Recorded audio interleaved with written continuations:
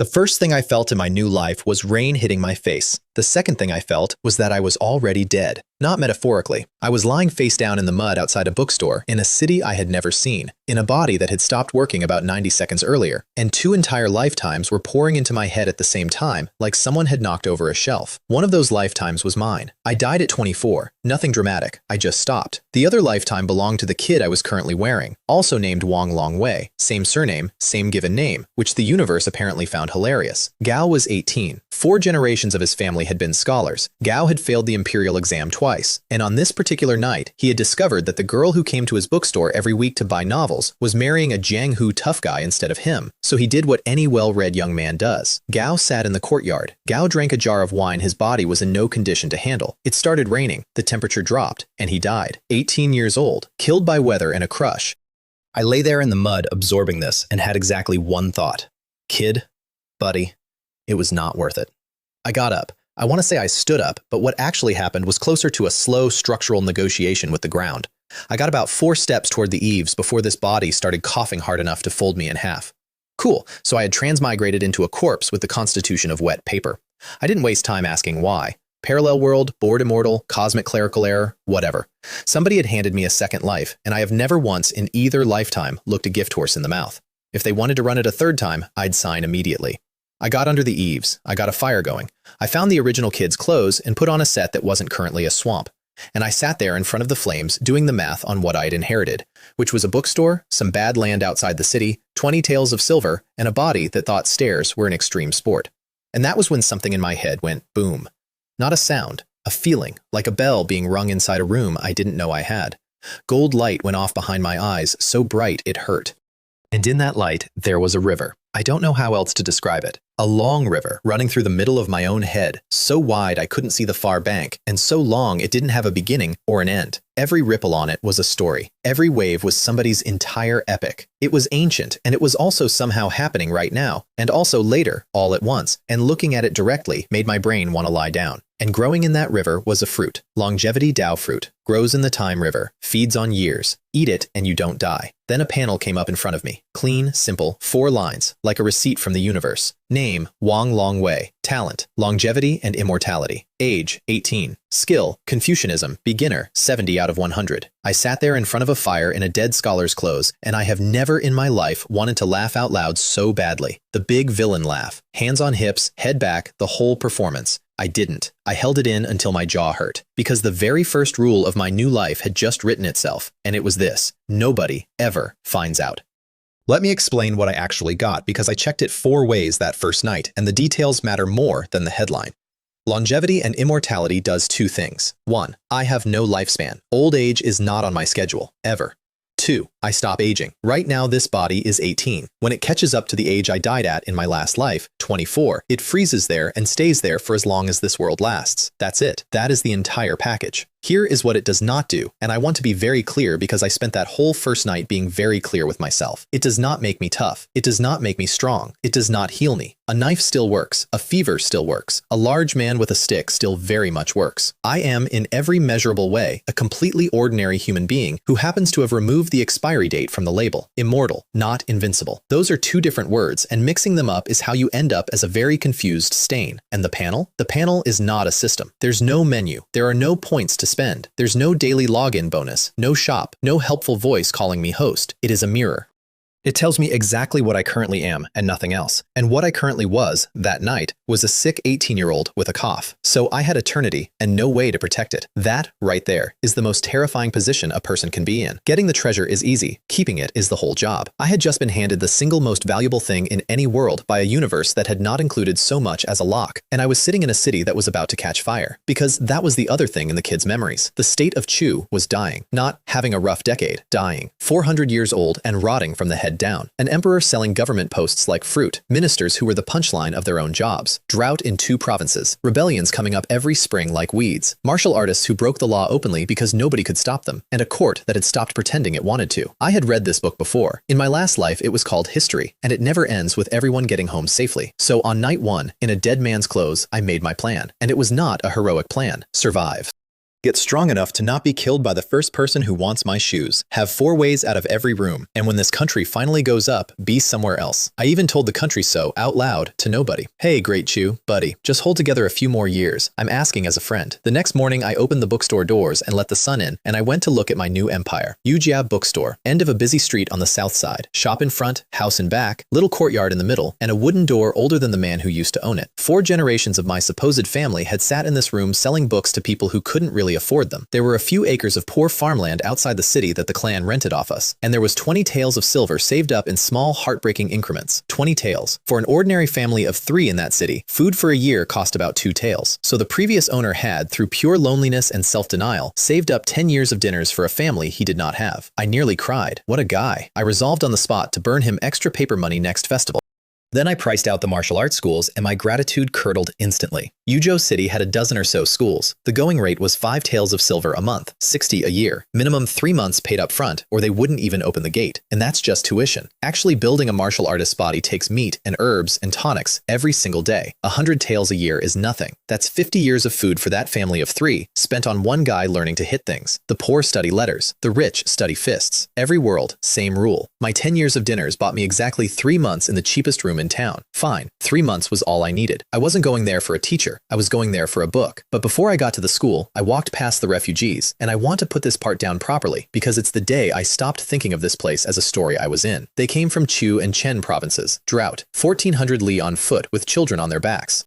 They were lying along the roadside in the mud with their eyes gone flat, and the only time any life came into those eyes was when someone walked close enough to beg from.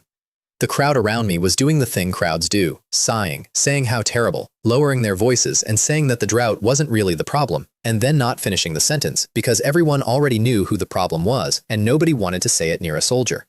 Then a little girl started screaming. She was 7, maybe 8, starved down to angles, still pretty enough that a rich household in the city had picked her out of the row and bought her. She was being led away and she kept turning around all the way down the street, screaming for her father. And 3 big men with nothing to do that morning came strolling over to her family and took most of the money. Not robbery, officially. It's a fee. Protection. That's the word they use. A few dozen copper coins from selling a daughter, and the gang took the majority, and everyone watched, and nobody moved, including me. I turned around and walked to the martial arts school. That night, coming home, I noticed the streets were clean.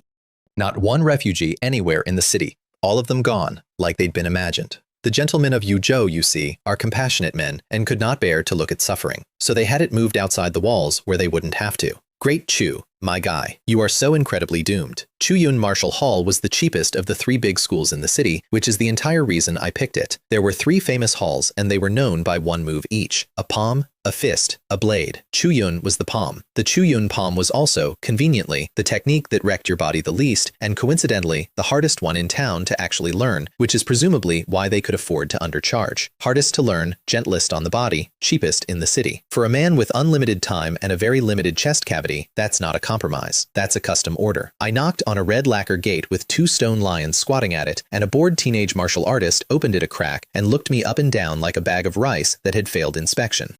I told him my name and said I had heard the masters of Chuyun Hall were unmatched, and I had come specifically to become a disciple. Gao clicked his tongue and muttered, "Why so dramatic?" and let me in anyway.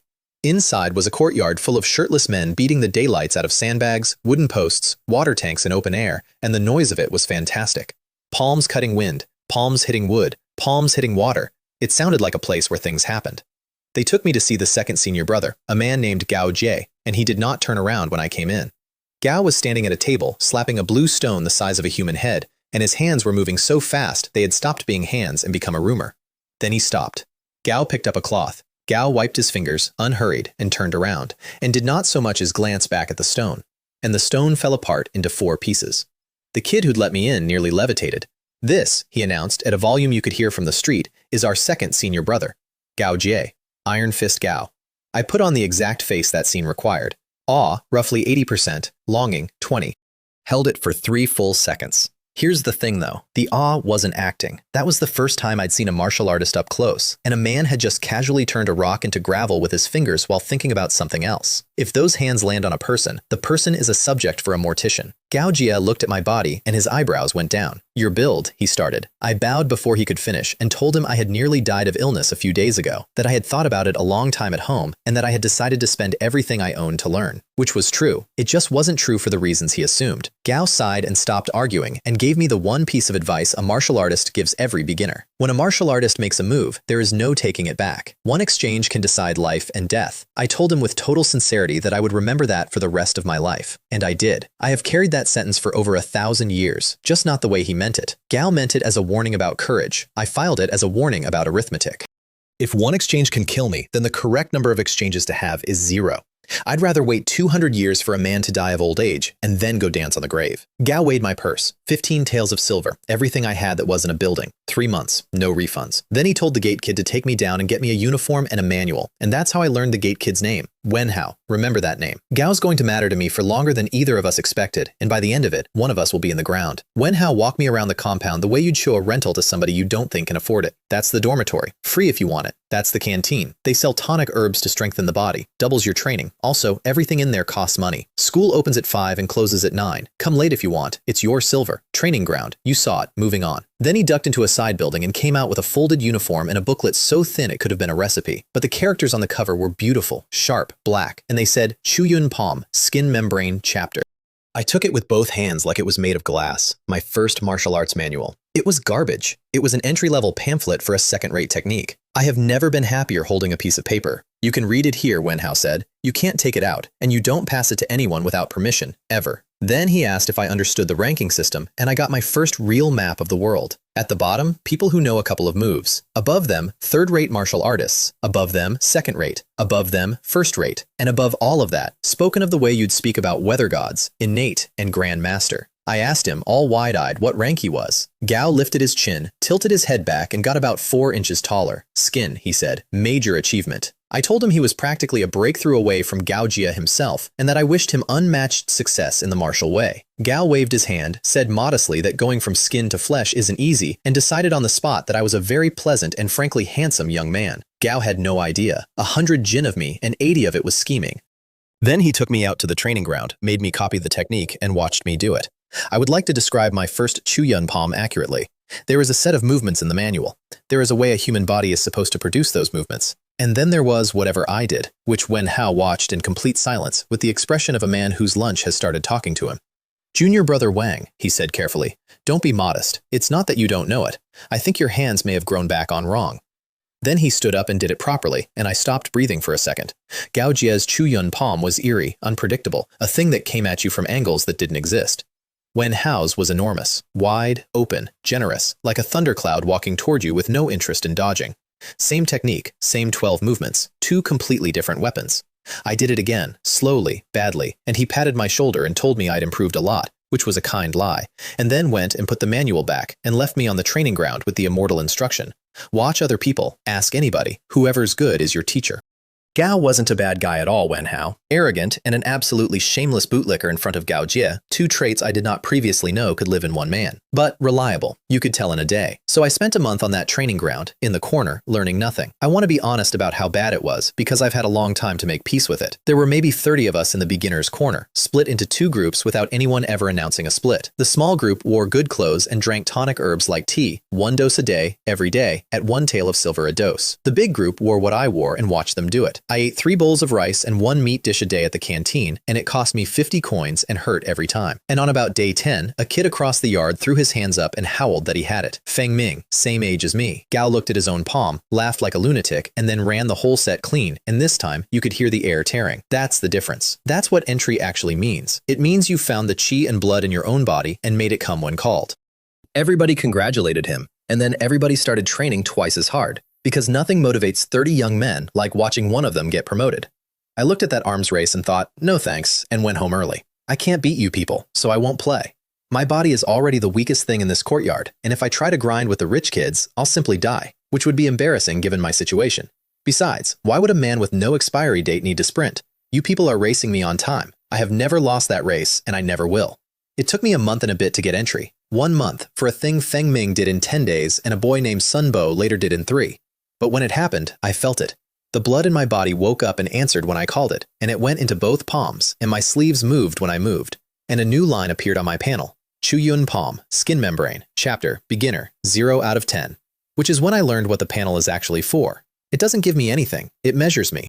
It won't record a technique until I genuinely have it, which means it can't be fooled, which means it's the only completely honest thing in either of my lives. 0 out of 10. Then, over the following 2 months, 1 out of 10. Then 2, 1 point a month. I did the math in the corner of the training yard, like a man reading his own autopsy. At that rate, getting the Skin Membrane chapter to major achievement, which is what actually makes you a third-rate martial artist, was going to take me somewhere in the neighborhood of 10 years. 10 years to become a nobody with a technique. That was my ceiling. That was my talent. And the funny thing is, sitting there, I wasn't upset, not even slightly, because 10 years is nothing. 10 years is a Tuesday. Everyone else in that courtyard was fighting the clock. I was the clock. Meanwhile, I had a much more urgent problem, which was that I was going broke. 3 months of tuition had eaten 15 tails. Meat was eating the rest. The bookstore had been shut every day while I was at the hall, so revenue had gone from modest to imaginary. I had under 3 tails left and no plan. Now, a transmigrator is supposed to get rich immediately. Everyone knows the classics. You make glass, you make soap, you make strong liquor, and become the wine king of the province. I sat down and audited my skills honestly and discovered that I did not know how to make any of those things, and further, that this world already had white paper and strong liquor and had for a very long time. I am, it turns out, a fraud. I possessed none of the 3 sacred technologies of the reincarnated businessman. What I did have was a bookstore, a memory, and no shame whatsoever. So I bought clean paper, sat down, and wrote the title of a wuxia novel from my previous life across the top of the page. I didn't remember the plot. Doesn't matter. I remembered the characters and the names and roughly a dozen other novels I could stir into the pot. And I had years of experience writing serialized fiction for an audience, which in this world was an unfair advantage roughly comparable to bringing a crossbow to a poetry contest. I signed it Jade Bloom Scholar. And here's the beautiful part. In this world, that genre isn't fantasy. Martial artists are real. Jianghu is real. So the market for stories about a nobody who finds a lost manual, learns a divine technique, gets noticed by great powers, and is then extremely admired by several beautiful women was not just healthy. It was the single best-selling category in my own shop. My first customer was a fellow scholar named Gao Guang, who came by to ask why my shop had been closed for a month. I told him I'd taken up martial arts after a serious illness. Gao Guang put the pieces together in real time. The Song girl got married. Wang Longwei nearly died. Wang Longwei recovered and immediately went to learn to fight. And the man the Song girl married was, of course, a martial artist. Gao looked at me with enormous respect and recited a poem about how deep love must be to be measured by illness. I had honestly forgotten the girl existed. I felt bad about that for about a second and a half and then noticed him picking up my book. That's a new arrival, I told him smoothly. Written by a man called the Jade Bloom Scholar. Truly the style of a master. Gripping, exquisite, impossible to put down. Leaves one in awe. 80 coins. Thank you. Come again. I sold that book to a man's face while standing next to the man who wrote it, and I have never regretted it once. Within a couple of years, the other bookstores in Yuzhou were pirating my chapters, and I let them, because being the richest man on the street gets you noticed, and being the second richest gets you left alone. The state of Chu was dying, but the book was doing great. Now, about Sun Bo, I mentioned him. 3 days to entry. The kid who joined the hall a week and a half after me and blew past me like I was a milestone marker. One morning, I got to the school, and there was a crowd at the gate, and in front of the gate there was a body. Green Snake Gang. One of the 4 big gangs in the city, and the corpse lying at our door was one of theirs. Standing over it were half a dozen men in matching clothes with green snakes stitched on them, led by a slab of muscle with a martial artist's temples. I found a classmate in the crowd, a chatty guy called Ma Cheng, and asked him what was happening, and Ma Cheng lit up like a festival lantern because gossip is his native tongue. Sun Bo, he said, had joined the hall 10 days ago specifically to hide because he had offended a small boss of the Green Snake Gang. And last night, in the storm, Sun Bo had gone out and personally killed the guy.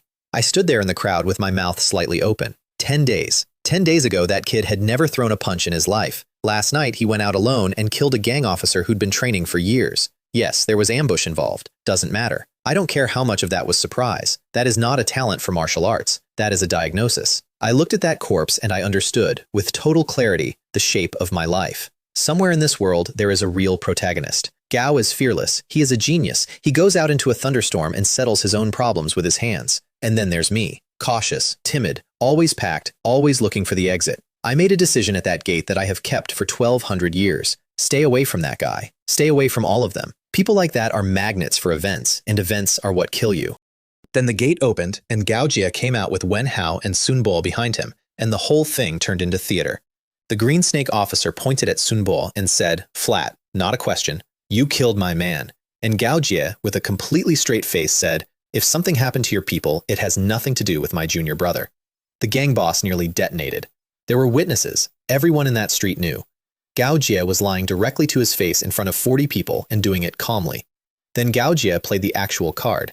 Sun Bo, he said, has been formally accepted as a personal disciple by the master of Chuyun Hall. Gao is one of ours now. And then, immediately, before anyone could get proud, he offered the exit. The master says he'll host your gang leader for dinner in the city when he has time. And that was it. The green snake boss squinted for 2 seconds, did the arithmetic, laughed loudly, waved a hand, had his men pick up the corpse, and everybody went home friends. Jiang Hu is not about fighting and killing. Jiang Hu is about not making the other guy lose face in public in a way he can't afford to forgive.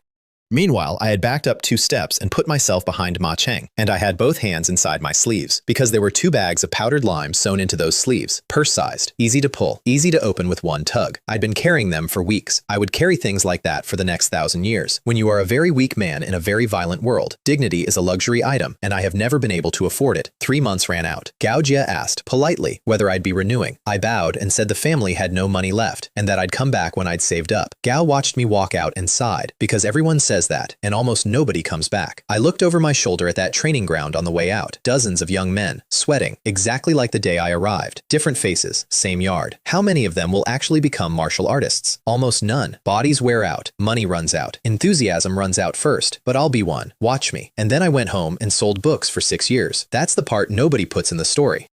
6 years of opening a shop and copying chapters at night by lamplight and going to the tea house to buy the cheapest pot of tea they had so I could sit in the corner and listen to what the province was doing.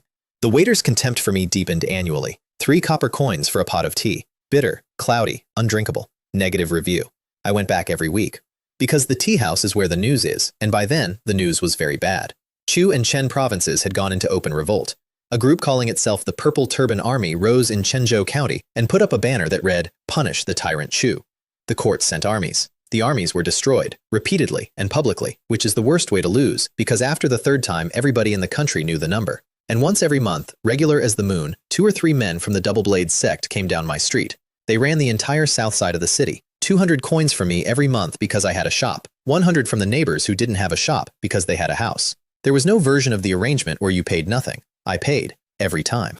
Smiling, polite, exact change. And every time, the moment they walked out my door, I wrote the name down. Not on paper, on the list. Everybody in this story has a plan. Mine was a list. The Double Blade sect went on at first, in the very first year, over 200 coins, and I want you to understand that I was completely serious. 10 years, 30 years, 50, 100. I don't care if I have to dig them up. I will stand those worms upright, cut them in half, and then drink wine on the grave at midnight. Don't scam a poor man. That's just inhuman. You people even squeeze beggars. After they'd finished the street, my neighbors would come out and stand around outside comparing damage. Sui Shifu the bun seller, who I nearly choked on my food over the first time I heard his name, and who turned out to be, tragically, just a guy who was the eldest son in his family. The cloth shop, the tofu shop, the paper figure shop, all of them worried, all of them quiet, all of them going back inside and opening tomorrow. That's the world. Ordinary people drift. At most, they look up at the sun, wipe their face with a rag, and curse somebody in their heart where it's safe.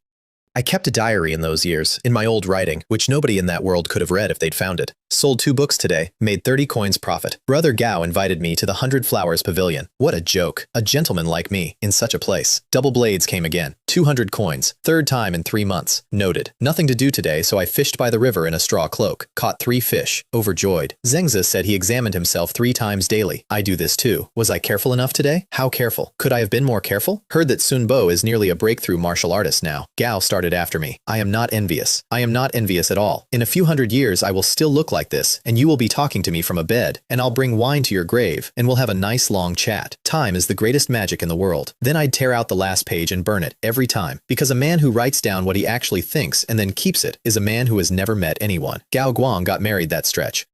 Gao came by with a red invitation and asked me, half joking, when I was going to settle down, and I told him I wasn't in a hurry. I'd wait a few more years. Gao had no idea how funny that was. I went to the wedding and stood at the back. Red cloth on the walls, big lanterns, the double happiness character everywhere. Nothing expensive, everybody happy. Heaven and earth, ancestors, husband and wife. Hold your hand and grow old together. I watched it and felt something move in my chest and put it away immediately. No woman in my heart, and my sword becomes divine. Women only slow down my invincible path. I want that sentence on the record. I said it at 22, at a wedding, with total conviction, and I have never been more wrong about anything in my entire immortal life. 6 years after I woke up in the rain, the chi and blood in my body hit a wall and went through it. It felt like a river breaking a dam. It happened in the back courtyard of the bookstore, with my hair soaked through at the temples, and white steam came off the top of my head. And when it finished, the skin and fascia of my body had been rebuilt from the inside. Third-rate martial artist. 6 years, not 10.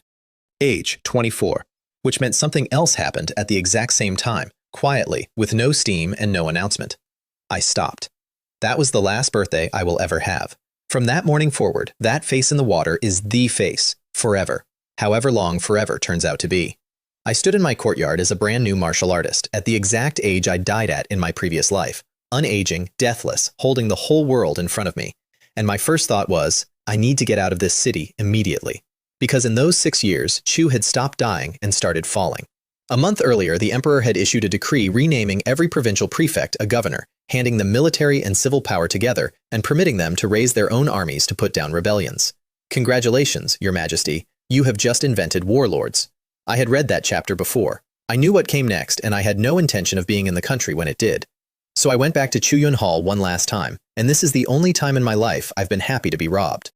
100 Tales of Silver for the sequel to the manual, the Flesh and Blood chapter, the part that carries you past third rate. I sold the family's ancestral land to pay for it. Sorry, ancestors. Times are hard and none of you are using it. Wen Hao was genuinely delighted to see me. Gao had broken through too, third rate now, same rank as Gao Jie. Gao Jie had assumed I was dead or a farmer. They offered me a place. I turned it down politely, copied the manual out by hand, and left. Sun Bo, by the way, had a title on the streets by then, Jade Palm Sun Bo. In Jianghu, only a third-rate martial artist gets a name of his own. I made a note to never, under any circumstances, get one. I walked out of Yuzhou City with 106 taels of silver I'd hidden under a bluestone slab, 2 years of grain already hauled into the hills over several quiet seasons, and a cart of pots, cloth, salt, seeds, herbs, tools, ink, and paper. I got about an hour out of the city before somebody followed me. Gao'd seen how much I was carrying. Gao had the greed to rob a man, and, unfortunately for him, not the technique. Gao knew a few moves. Gao was not a martial artist. Gao got maybe 3 exchanges into it before he found out, and his face did something complicated. You, he said, you're actually a martial artist? Why talk while you're killing someone? I said. Then I checked the body 4 separate times because I have read a great many stories in which a corpse gets up, and I have no interest in being a chapter in one. Only when I was completely satisfied did I go through his clothes. Under 2 taels of silver in loose coins, on a man who tried to murder me for a cart. No wonder you took up robbery, buddy. It's not working out for you either. I stood on the road with a dead man at my feet and looked back at Yuzhou City for what I assumed was the last time, and honestly, I felt nothing except mild professional relief. Inside the walls, I'd have said things were tense. Out here on the road, an hour from the gate, the order was already gone. Any order at all beats no order. People don't learn that until it's gone. Then I turned my back on the whole country and walked up into the mountains. There were refugees in the outer hills already, little clusters of them, the first cells of what would become villages, huddled at the edge where it was safe.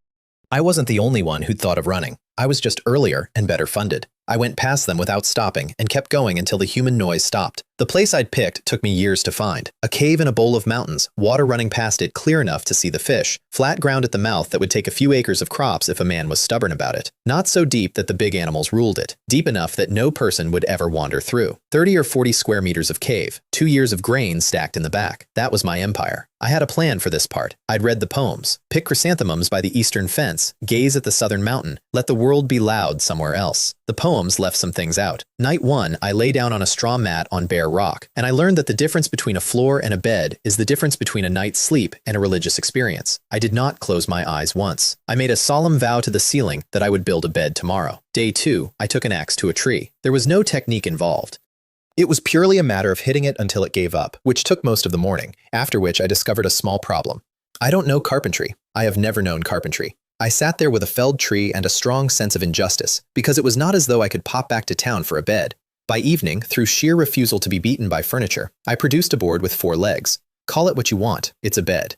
Day 3. I stood on high ground looking at the weeds and scrub in front of the cave, and I felt genuine pride, because that was my land now, and I was going to farm it. And then the mountains simply took my life over. Hunting, farming, carpentry, brewing, fishing, digging herbs. I got up before light and stopped when I couldn't see. My beard came in. My hair got pinned up with a stick because there was nobody to impress. Back in the day, I was known as one of the handsome young men of the neighborhood, and now I looked like something that lived under a bridge. My first harvest came in that autumn, and I went and stood in the field holding a stalk of wheat, looking at several acres in which the grass was thriving and the wheat was, at best, present.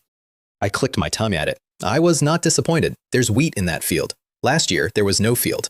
Try it again next year, and the year after, and the year after that. That's the whole method. That's my entire technique, in farming and in everything else. I had no idea whether Chu had fallen yet. Somewhere out past those ridges, a country was tearing itself into pieces, and I was up here inventing furniture badly and growing very disappointing wheat. Let it burn. What is a chaotic era to a man who lives deep in the mountains and doesn't count the years? I gave myself a rule that first autumn. Wait 5 or 6 years, then go find one of those refugee villages and ask what happened to the country. Then I thought about it a bit more and revised it. Let's make it 10. I have the time. Nobody's paying me to be curious. What I did instead of gathering news was read medicine. I'd brought a stack of medical books out of Yuzhou, and I worked through them out there with actual plants in my hand, comparing the drawings to the things growing on my mountain. Martial arts makes a man strong. Books make a man not die of something stupid. I was never going to be a physician. I was going to be a theoretical grandmaster of medicine who had never successfully treated a single patient, which is a real category of person, and I was proud to join it. But I had a specific target, and it wasn't healing. I wanted a recipe that would make me look older. Think about my problem. In 6 years, 10 years, 40 years, this face does not move. Not one line, not one gray hair. Do you know what happens to a man who walks into a town he left 40 years ago wearing the exact same face? Best case, he becomes a legend. Worst case, he becomes an ingredient. I have no talent for the disguise arts. Nobody was going to teach them to me in a cave. So I built the poor man's version out of 2 things I did have, which were a working knowledge of herbs and a memory of how stage makeup works in a world that had not invented it yet. I called it Old Gao's Recipe. Herbs to dull the skin, plus paint, plus patience. The first versions were terrible. It took me 20 years to get it right. I want to be clear that I mean 20 actual years, on and off, in a cave, inventing wrinkles. That is the single most important technique I have ever developed, and it has saved my life more times than the Chuyun palm. One afternoon, I was sitting in the yard at a wooden table I'd built badly, blowing on a leaf. You can play a leaf like a reed if you know how. It sounds ethereal, otherworldly, like an immortal riding a sword through the clouds. That's what it sounded like to me. In reality, it was a guy with a leaf and no training, and it must have sounded like a goose being audited. When I finished, there was something standing in front of me looking at me. Deer-shaped, but not a deer. Sheep-adjacent, but not a sheep. 2 enormous eyes about 4 inches apart, absolutely no thoughts behind them. A roe deer, and a spectacularly stupid one. Excellent, I said out loud. Get the pot off the fire and boil some water. Let us thank nature for its generosity. Then I realized the thing I'd actually been missing from my little estate. Livestock. That's what the yard needed. I went to boil the water. It followed me. I went to get the knife. It followed me. I sharpened the knife, and it stood right next to me chewing something and watching, with total curiosity, the entire process of a man preparing to cook it. I stopped. I looked at it. It looked at me. Look, I'm not made of stone. Fine, I said. We'll keep you a few more days. The wheat's nearly ready. You can pull. And that is how I acquired a work animal. I named her Silly White, and for the next several years, she plowed my fields, hauled my grain, turned my mill, cleared my land, and guarded my house. And if I'm honest, my entire agricultural empire was built on the back of an animal too dumb to run from a knife. That was the shape of it for a long time. Farming, hunting, building, brewing wine and burying it, because I discovered that a jar of wheat wine tastes very different after 10 years, and I suddenly had an interest in things that get better if you leave them alone. Somewhere out past the ridges, an entire country was being killed. I could not have told you which armies were winning. I had a deer. It works, by the way. That's the part that nobody wants to hear. I tested it personally over the course of a whole decade.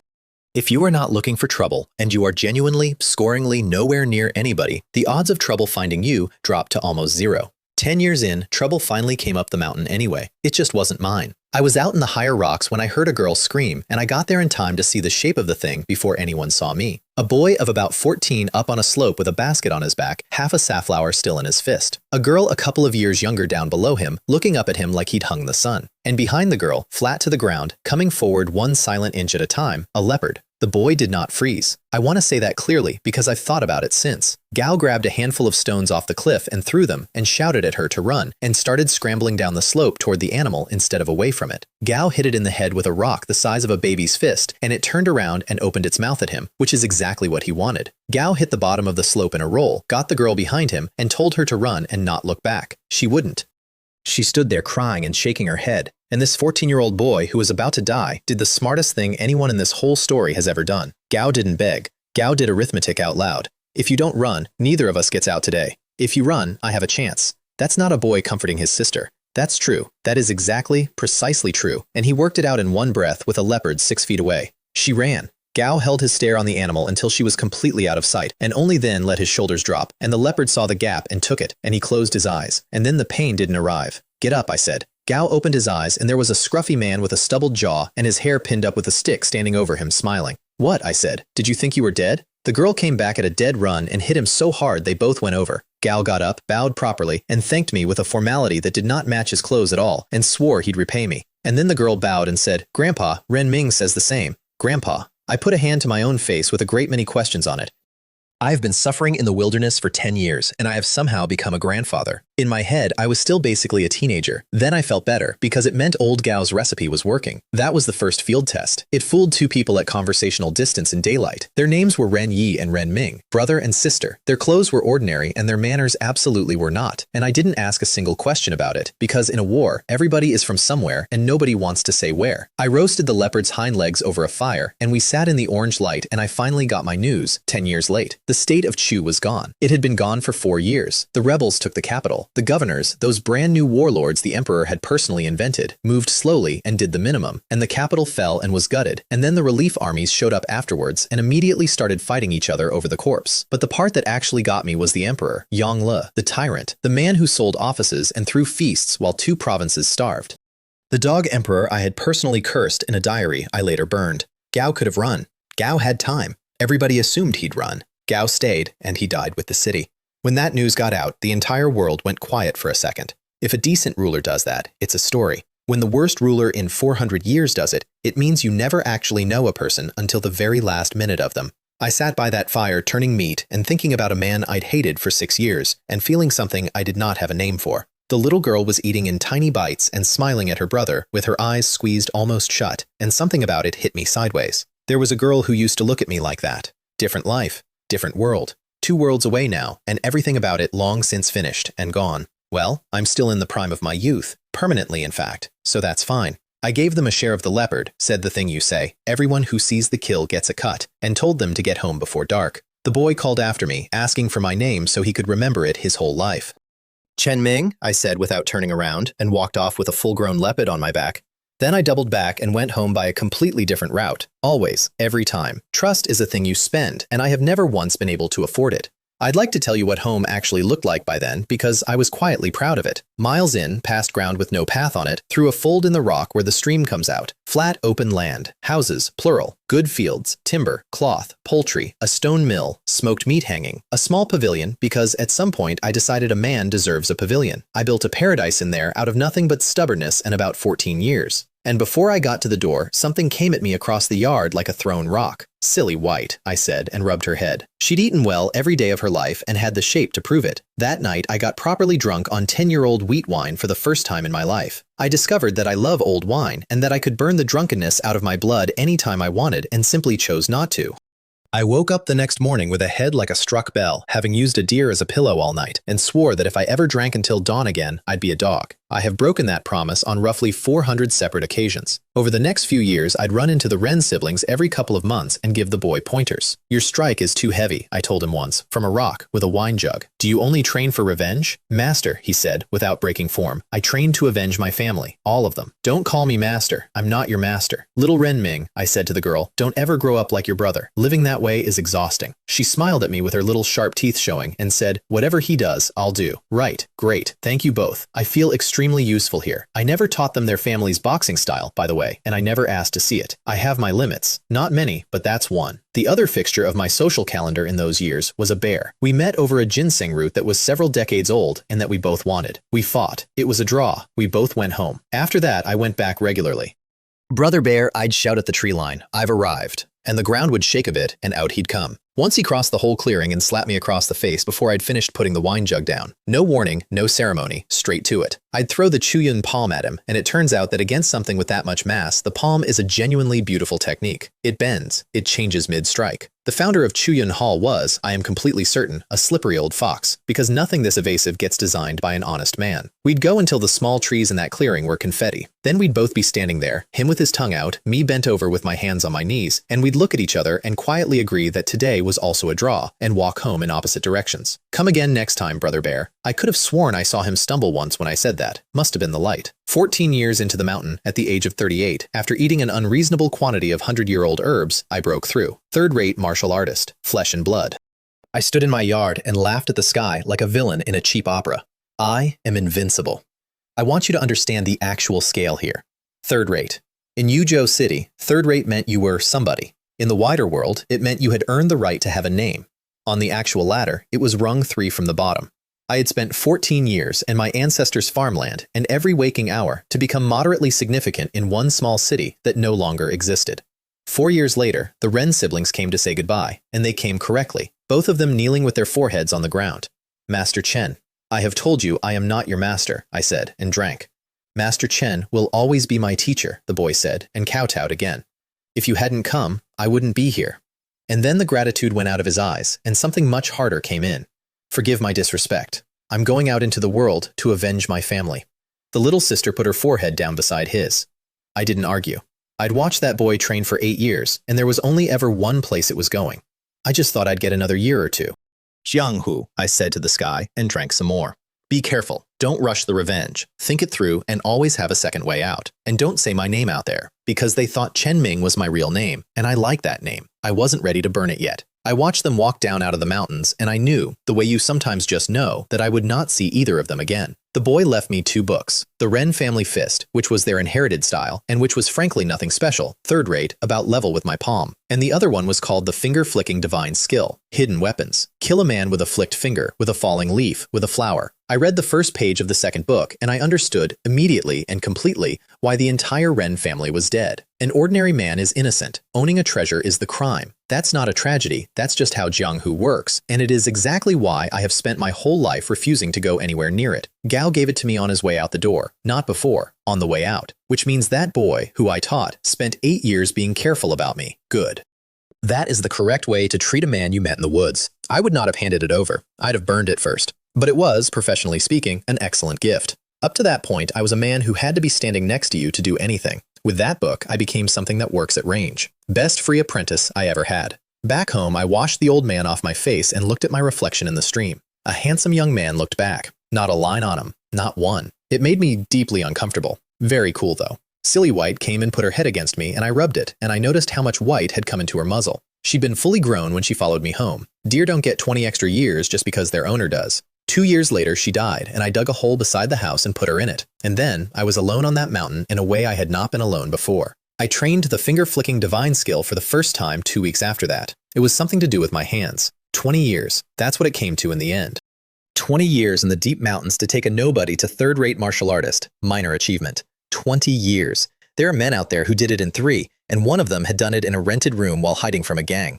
With martial talent like mine, a dog would shake its head, and I'd hit the wall anyway. The flesh and blood chapter was finished. There was no more manual. Without the next volume, every hour I put in from there was an hour thrown into a hole. Invent my own? Absolutely not. Every technique in this world was polished by generations of people. A man who isn't a genius and tries to write his own is a man arranging his own stroke. I'm extremely self-aware. I wouldn't practice a homemade technique if you handed it to me on a plate. So I said the sentence out loud that I had been putting off for 2 decades. The chaos out there should be over by now, right? I really, sincerely hope the old master of Chuyun Hall was still alive and in good health, because I needed the next volume, and he was the man who sold it. I sat there in my cave praying for the long life and continued prosperity of a man whose temples were already gray when I was 18. Then I did the arithmetic on that and felt substantially worse. I put on old Gao's recipe, gray at the temples, a few lines around the eyes, 20 years of practice, finally paying out. And I walked down out of the mountains. I came back into that little southwestern city wearing the same clothes I'd left in. I did not see one face I knew on the entire main street. The war had gone on so long that the old Chu lands had lost more than half their people. Not damaged, lost. There were places out there where you could walk for miles and not find a living person, and whole cities standing completely empty. Yuzhou had been taken early by the winning side, which made it one of the lucky ones. That's what luck looks like here. The state of Chu had lasted 477 years from its first emperor to Yongle. Yongle had been dead for 16 of them. The new dynasty was called Great Chuan. It had been born as the Purple Turban Army in Quanzhou under a banner that read, "Punish the Tyrant Chu," back when I was a 19-year-old copying novels by lamplight and thinking those two provinces were safely far away. The rebels who started it all won the whole thing.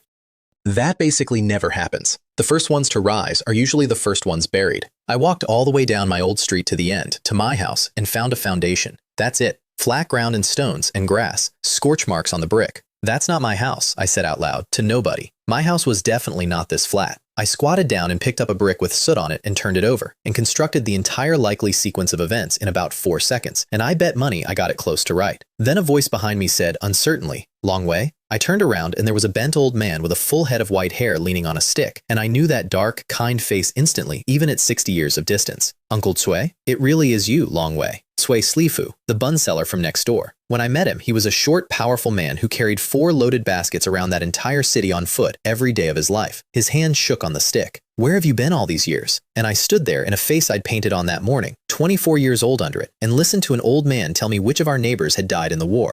The tofu shop, the cloth shop, most of the street in the end. The only business that had a good few decades was the paper figure shop at the corner, which sells funeral goods. Halfway through the list, he started coughing and couldn't stop. The strongest man on our street, out of breath from talking. Gao laughed at himself about it, which was somehow the worst part. I looked at that face with 60 years of hard living carved into it, and I understood something I had known intellectually since the night in the rain, and had never once actually felt. This is what it costs. Not to me, to everyone standing next to me. I went to the government office and put the deed to a burned foundation in my own name, which took about 4 minutes because there were far fewer people alive than there was land, and paper was worth more than dirt now. Then I walked to the inner city and stood in front of a red lacquer gate with 2 stone lions outside it, exactly as I had 26 years earlier. Chuyun Martial Hall. The characters on the board still had that flying dragon stroke to them. The lacquer had gone dull. The lions had shrunk somehow. I knocked. The side door opened half a body's width, and a young man stuck his head out and said, "What are you doing?" Some traditions survive anything. Inside was worse than outside. That enormous training ground, the one that used to sound like a rock slide, had 8 or 9 people on it, and the man who ran the place was lying in a room that smelled entirely of medicine. Wen Hao. Here's what had happened while I was inventing furniture in the woods. The old hallmaster, who had been pushing for a breakthrough to first rate, had picked a side in the war. Gao joined the governor of Yuzhou's camp. Gao got himself killed, and he took most of the senior brothers with him. Gao Jie, who broke stones with his fingers. The old master I'd bowed to twice and never spoken to. Sun Bo, the terrifying genius who did in 3 days what took me a month, who killed a gang officer in a thunderstorm at 15, who was going to be somebody. All of them. Gone in one bad decision made by a man who was already old, which left one person to carry an entire school, and it was the gatekeeper, the bootlicker, the kid who told me my hands had grown back on wrong. Gao was in a bed with his hair completely white and a face full of lines, looking 30 years older than the man he'd taught, and he looked me up and down with about 6 emotions going past, and settled on a long sigh. Gao knew exactly how bad my talent was. Gao'd measured it personally with his own eyes when I was 18.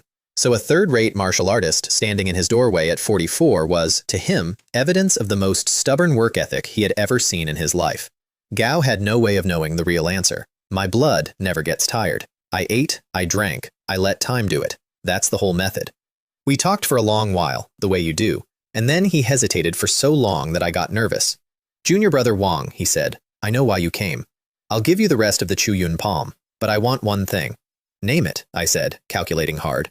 I had a mountain of aged herbs dug out of the deep woods, 1,000 taels of value easily. Whatever the price was, I could pay it.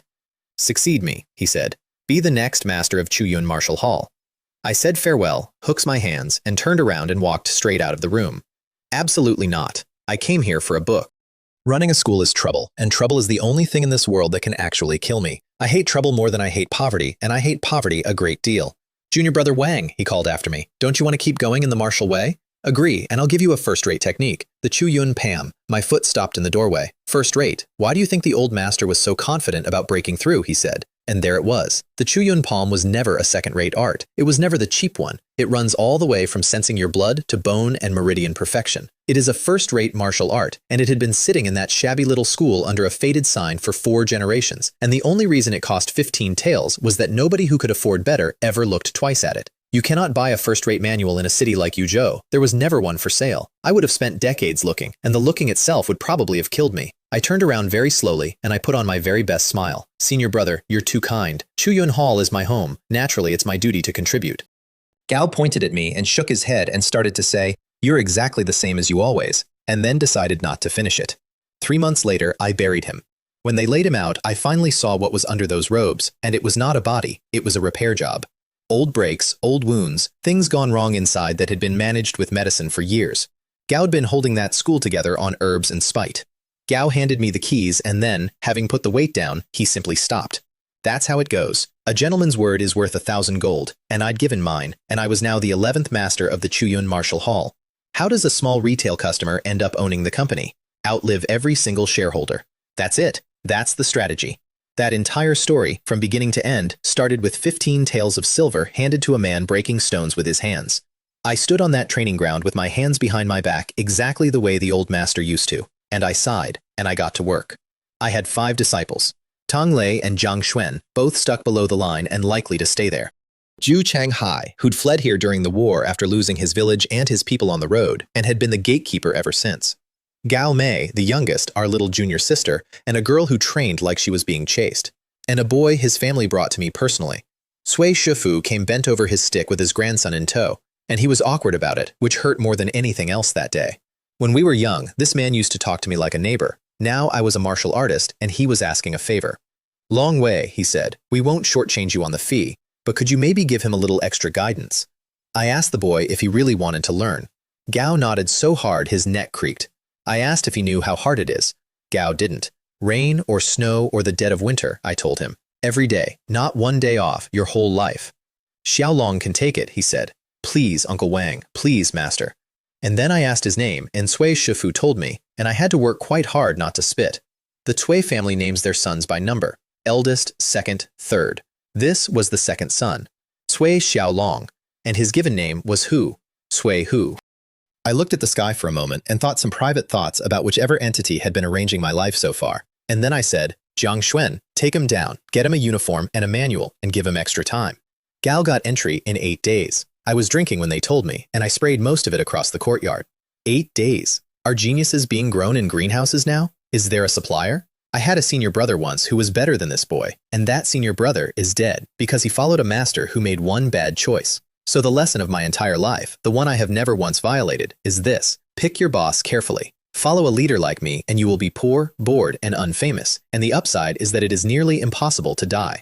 Somewhere in there, the biggest family in the city sent me an invitation to an auction, and I nearly cried at the list.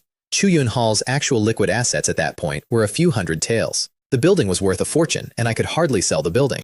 So I took out a box I had been carrying since the deep mountains and opened it and looked at a wild ginseng root more than a century old, the single best thing I had ever dug out of that mountain. I handed it to Tang Lei and turned my head away, because if I'd looked at it another 3 seconds, I'd have taken it back. Sell this, take every tael in the school treasury, and buy me that. I pointed at one line on the list, treading waves, 100 steps. A lightness art from a swordsman called the 7 Kill, named for what he could do on open water once he'd merged it. Because look at my collection, the Chuyun palm, which is what I use when something is close enough to touch me. The finger-flicking divine skill, which is what I use when it isn't. I had a melee build and a ranged build and no escape button. Nobody else collects like this, by the way. A normal martial artist has maybe 40 good years to reach as high as they can, and every hour spent on a second art is an hour not spent climbing. By the time you have leisure to broaden out, your blood is already fading, which means you're old, which means you're nearly out of time. It's a closed loop. Everybody's in it, except me. You think I'm a palm fighter. Actually, I'm a marksman. You think I'm a marksman. Actually, I'm currently 300 paces away and moving. 13 more years went by like water off a roof. Second-rate martial artist. Internal organs realm. 57 years old. Top of the food chain in that city and completely unknown, which is exactly how I wanted it. And Chuyun Hall was alive. Not one of the top 3 anymore. That was gone forever. But the best of the rest. Stable. Paying its way. With enough of a foundation to run several more generations if nobody did anything stupid. I'd kept my word to a dead man. That was the whole job and I'd done it. So I called the 5 of them in and told them it was time to name the next master. They started to protest and I put a hand up. Time runs like a horse. Days go like petals on water. Everyone gets old. Everyone. I looked down the row and, for reasons that came down to cold arithmetic and not affection, my eyes stopped on Cui Hu. Tang Lei was the eldest and would never break through. Jiang Xuan was the same. Cui Hu might. I watched Tang Lei's fist quietly open and let go. Gao'd known. Knowing does not help. And I watched our little junior sister Gal Mei look at Cui Hu with her whole face lit up like a festival, which is when I found out those two were a thing. 50-odd years single, and these children are radiating at each other in front of me. Is this appropriate? It is not appropriate. 2 months after the handover, a young man in black rode out of Yuzhou City with a sword on his hip and a veil down over a face that had not aged 1 day in 40 years. I didn't say goodbye to anyone. I left a letter. That's the part that never gets easier, and I have done it now more times than I can count. You cannot say goodbye because a goodbye is a question, and the question is always the same one, and I do not have a safe answer to it. I did not go back to the old mountain. Ren Yi and Ren Ming knew that mountain, and even a memory is a thread somebody can pull. I went southwest, where the country is nothing but mountains, and picked a new one outside a place called Qingmo City. I had one goal now, and it was going to eat the next few decades. First-rate martial artist. First-rate is the rank where you can found a school. In 400 years, in a city with 3 martial halls, there had never been one. It is the rank the histories call genius. I'm not a genius. I'm a cheat code. There's a difference, and it mostly shows up in the schedule. Before I went up the mountain, I made one stop in Qingmo City to buy supplies, and on the way through, I got physically pulled into an establishment called the Hongshu Zhao by a young lady who called me Young Master. Look, I'd been in a cave for 20 years and a school for 13. Nobody had called me anything but Master or Uncle Wang since the fall of a dynasty. A month later, they threw me out. 500 taels, in under a month, and they still charged me for everything. Heartless. Absolutely heartless. Somebody called me sweetheart the previous evening. I straightened my clothes on the street with a woman leaning out of an upstairs window laughing at me, asking whether the invincible loner of the snowy peaks was walking a bit carefully this morning, and I did not dignify that with a response, and when she started to suggest I take her with me, I said farewell and left. I have exactly one lifelong policy on this, and it has never once failed me. You can have my time and my money. Nobody gets the other thing.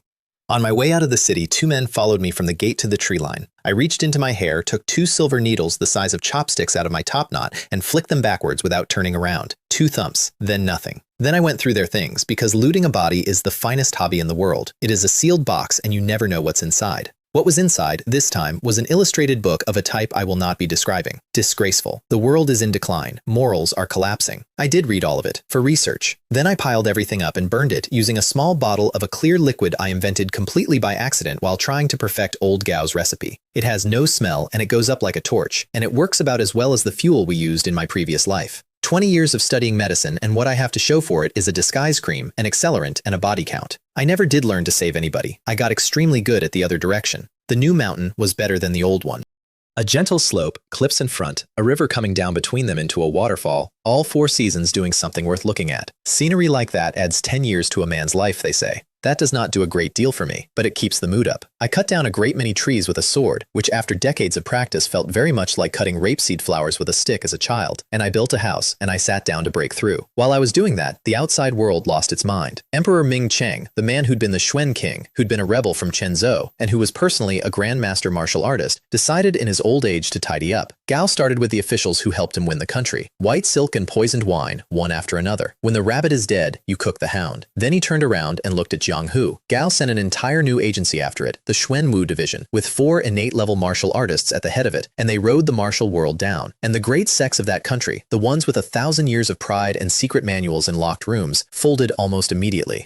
They handed over everything. Techniques their ancestors had died to protect, offered up with both hands, at speed. The ones who refused had their gates broken and their mountains leveled. The emperor took every martial art in the country and put it in one place, and they called it the Mingchang Armory, and within a generation it had turned into the greatest treasure legend in the world. Whoever finds it takes the empire. Somebody said in a tea house in Qingmo City, where I was sitting by the window with a hot cup, that of course it's nonsense because you could put every divine technique on earth in front of a talentless man and he still wouldn't master one of them in a whole lifetime. I looked into my tea. I feel like that was aimed at me, but I have no proof. When somebody in that hall asked, later, whether the emperor had gone insane, the answer he'd apparently given in his own palace had gone around the whole country. Is a martial artist a subject of mine? They use force. They break the law as they please. In every one of my 14 provinces, there is a school or a family sitting there like a little lord, eating the province. So I would like to ask, is this world mine or theirs? And the horrible thing about it is that he was right. That is exactly what was happening, and everyone had simply gotten used to it. I never tried to change the world, not once, in either life. Understand that about me. I adapt to the world. Whatever you say, you're completely right. Both of you are completely right. 10 years in the mountain, and I was at the perfection of second rate, one step from the wall. Emperor Ming Cheng died in that stretch. The founding emperor, the grand master. And I sat on my cliff and thought a very simple thought that I have never entirely shaken since. Even a grand master. Gao went into seclusion once, and while he was in there, the man died. The families he'd humiliated wrote his history for him afterwards. Of course they did. They own the paper. Gao is remembered as a tyrant and probably always will be. And the strange truth is that for ordinary people, his reign was the best decade anybody had, because he was the only man strong enough to make the great houses cough up. Some wept when he died. A great many quietly poured a drink. At 80 years old, in a wooden house above a waterfall, I broke through to first rate. 80. I looked at the number on my panel and felt nothing at all about it because it's a number, and mine has stopped meaning anything. 80 years old and 18 when I started, and my face in the water was still 24. First-rate martial artist. In that world, the level where the histories start calling you a genius. So let's do the logic. First-rate means genius. I am first-rate, therefore I am a genius. I have always been very good at mathematics. Skin, flesh, organs, all pushed to perfection. Next was bone, then meridian, and that would be it. That would be the top of the ladder that ordinary humans are allowed to climb. And I could feel the thing that was going to define the rest of my existence, which is that every rung takes longer than the last, and none of that matters to me because my blood is 24 years old and always will be. Anybody else would find that fact unbearable. I turned 80 and celebrated by going down the mountain to Qingmo City and spending 6 months and an unreasonable amount of silver, behaving like a much younger and much stupider man. And when other patrons of that establishment complained about my monopolizing the entertainment, I showed them approximately 1/3 of what a first-rate martial artist can do, and the complaints stopped. Might makes right. I didn't invent the rule, I just finally qualified for it. And then I went back up the mountain and got back to work. 6 months after that, the Qingcheng sect threw itself a party. 300 years old, biggest power within 100 li of Qingmo City, half the second-rate martial artists in the region on their own payroll. Impressive if you have never left Qingmo City. I got an invitation because in that town I was now a minor celebrity under the name Shu Kai, and my entire claim to fame was that I had lived in a brothel for 6 months and beaten up anyone who complained about it. I would have thrown the invitation away, except that the auction list had one line on it that I had been hunting for 60 years. The Qingyao disguise. Old Gao's recipe changes a face. That's all it does. It's paint and herbs, and it works from 4 feet away in decent light. The Qingyao art changes the skeleton. You shift the bones. You become a different shape of person. For a man who is going to have to keep walking back into cities he left half a century ago, that is not a luxury. That is the whole business model. I bid 1,000 taels. Somebody bid against me. I went to 1,200 without waiting, which is the correct way to bid when you have already decided that you are leaving with the item. Gao folded. Gao raised a cup to me across the room afterwards, gracious about it, no hard feelings, and I raised mine back. I did not drink it. I never drink anything at a martial world ceremony. Those events are where people settle things. Everyone knows this. Everyone goes anyway. I sold 3-century-old roots to cover the price and walked out with about 100 taels left, an art I'd wanted my whole life, and the pleasant feeling of a day that went perfectly. Then, about 10 minutes down the mountain road, 2 men stepped out in front of me, and one of them smiled and said, "Your Excellency." A moment. I sighed. Is it that I look poor? Is that the problem? Why does everybody think I'm easy? Actually, that one's on me. I'd been hiding my strength for 60 years. That's the entire point of hiding your strength. If they knew, they wouldn't try. If they knew, it wouldn't be a hidden card. These two were the strongest opponents I had ever personally fought in my life. 2 third-rate martial artists. They lasted a few exchanges against the finger-flicking divine skill. I stood there afterwards and looked back up at the mountain I just walked down from. Qingcheng sect, I said out loud in a very quiet voice. 300 years of history. Off the list. That night was dark with a good wind in it, which is the correct weather for the work. I came back up that mountain in black with a bag of poisoned silver needles hanging on each hip. They were still awake. Lights on all over the compound. The 2 who'd gone out hadn't come back, and that had made them nervous, which was smart of them and completely useless. I sat in a tree and watched their leaders sitting in a lit courtyard talking about it. "Master," one of them said, "shouldn't the junior brothers be back?" "Shut up," said the sect leader.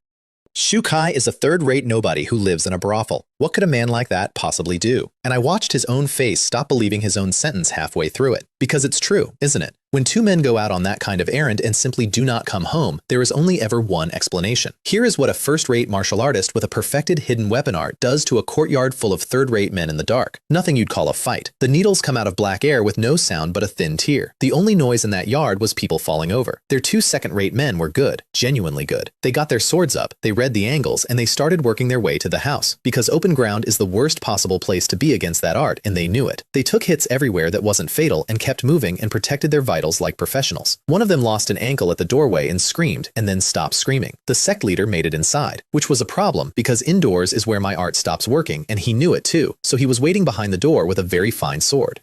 I put a few needles through the door. Silence. I opened it. Empty room. And then I threw myself backwards out of that doorway on pure lightness technique, flying, and the sword came through exactly where my chest had been. Gao came out into the yard laughing, bleeding from about 9 places, and he asked me the only question that was still available to him. "Your Excellency is first rate. The Qingcheng sect never offended you. Why come here and wipe us out?" I didn't answer. I have a rule about that. You do not talk to a man you are killing. Villains die of dialogue. It's in every story ever written. I picked up a sword off one of the bodies, held it flat in front of me, and hit it with a Chuyun Pam. Then the yard filled with flying steel, and it was over. I did not ask them why they'd sent 2 men after me. Doesn't matter. The reason changes nothing about the result, and the result was already fixed. Afterwards, I collected the low-ranking survivors, the boys who weren't martial artists yet, questioned them one at a time to make sure nobody was lying, and had them empty the sect treasury for me in case there was a trap in it. There was no trap.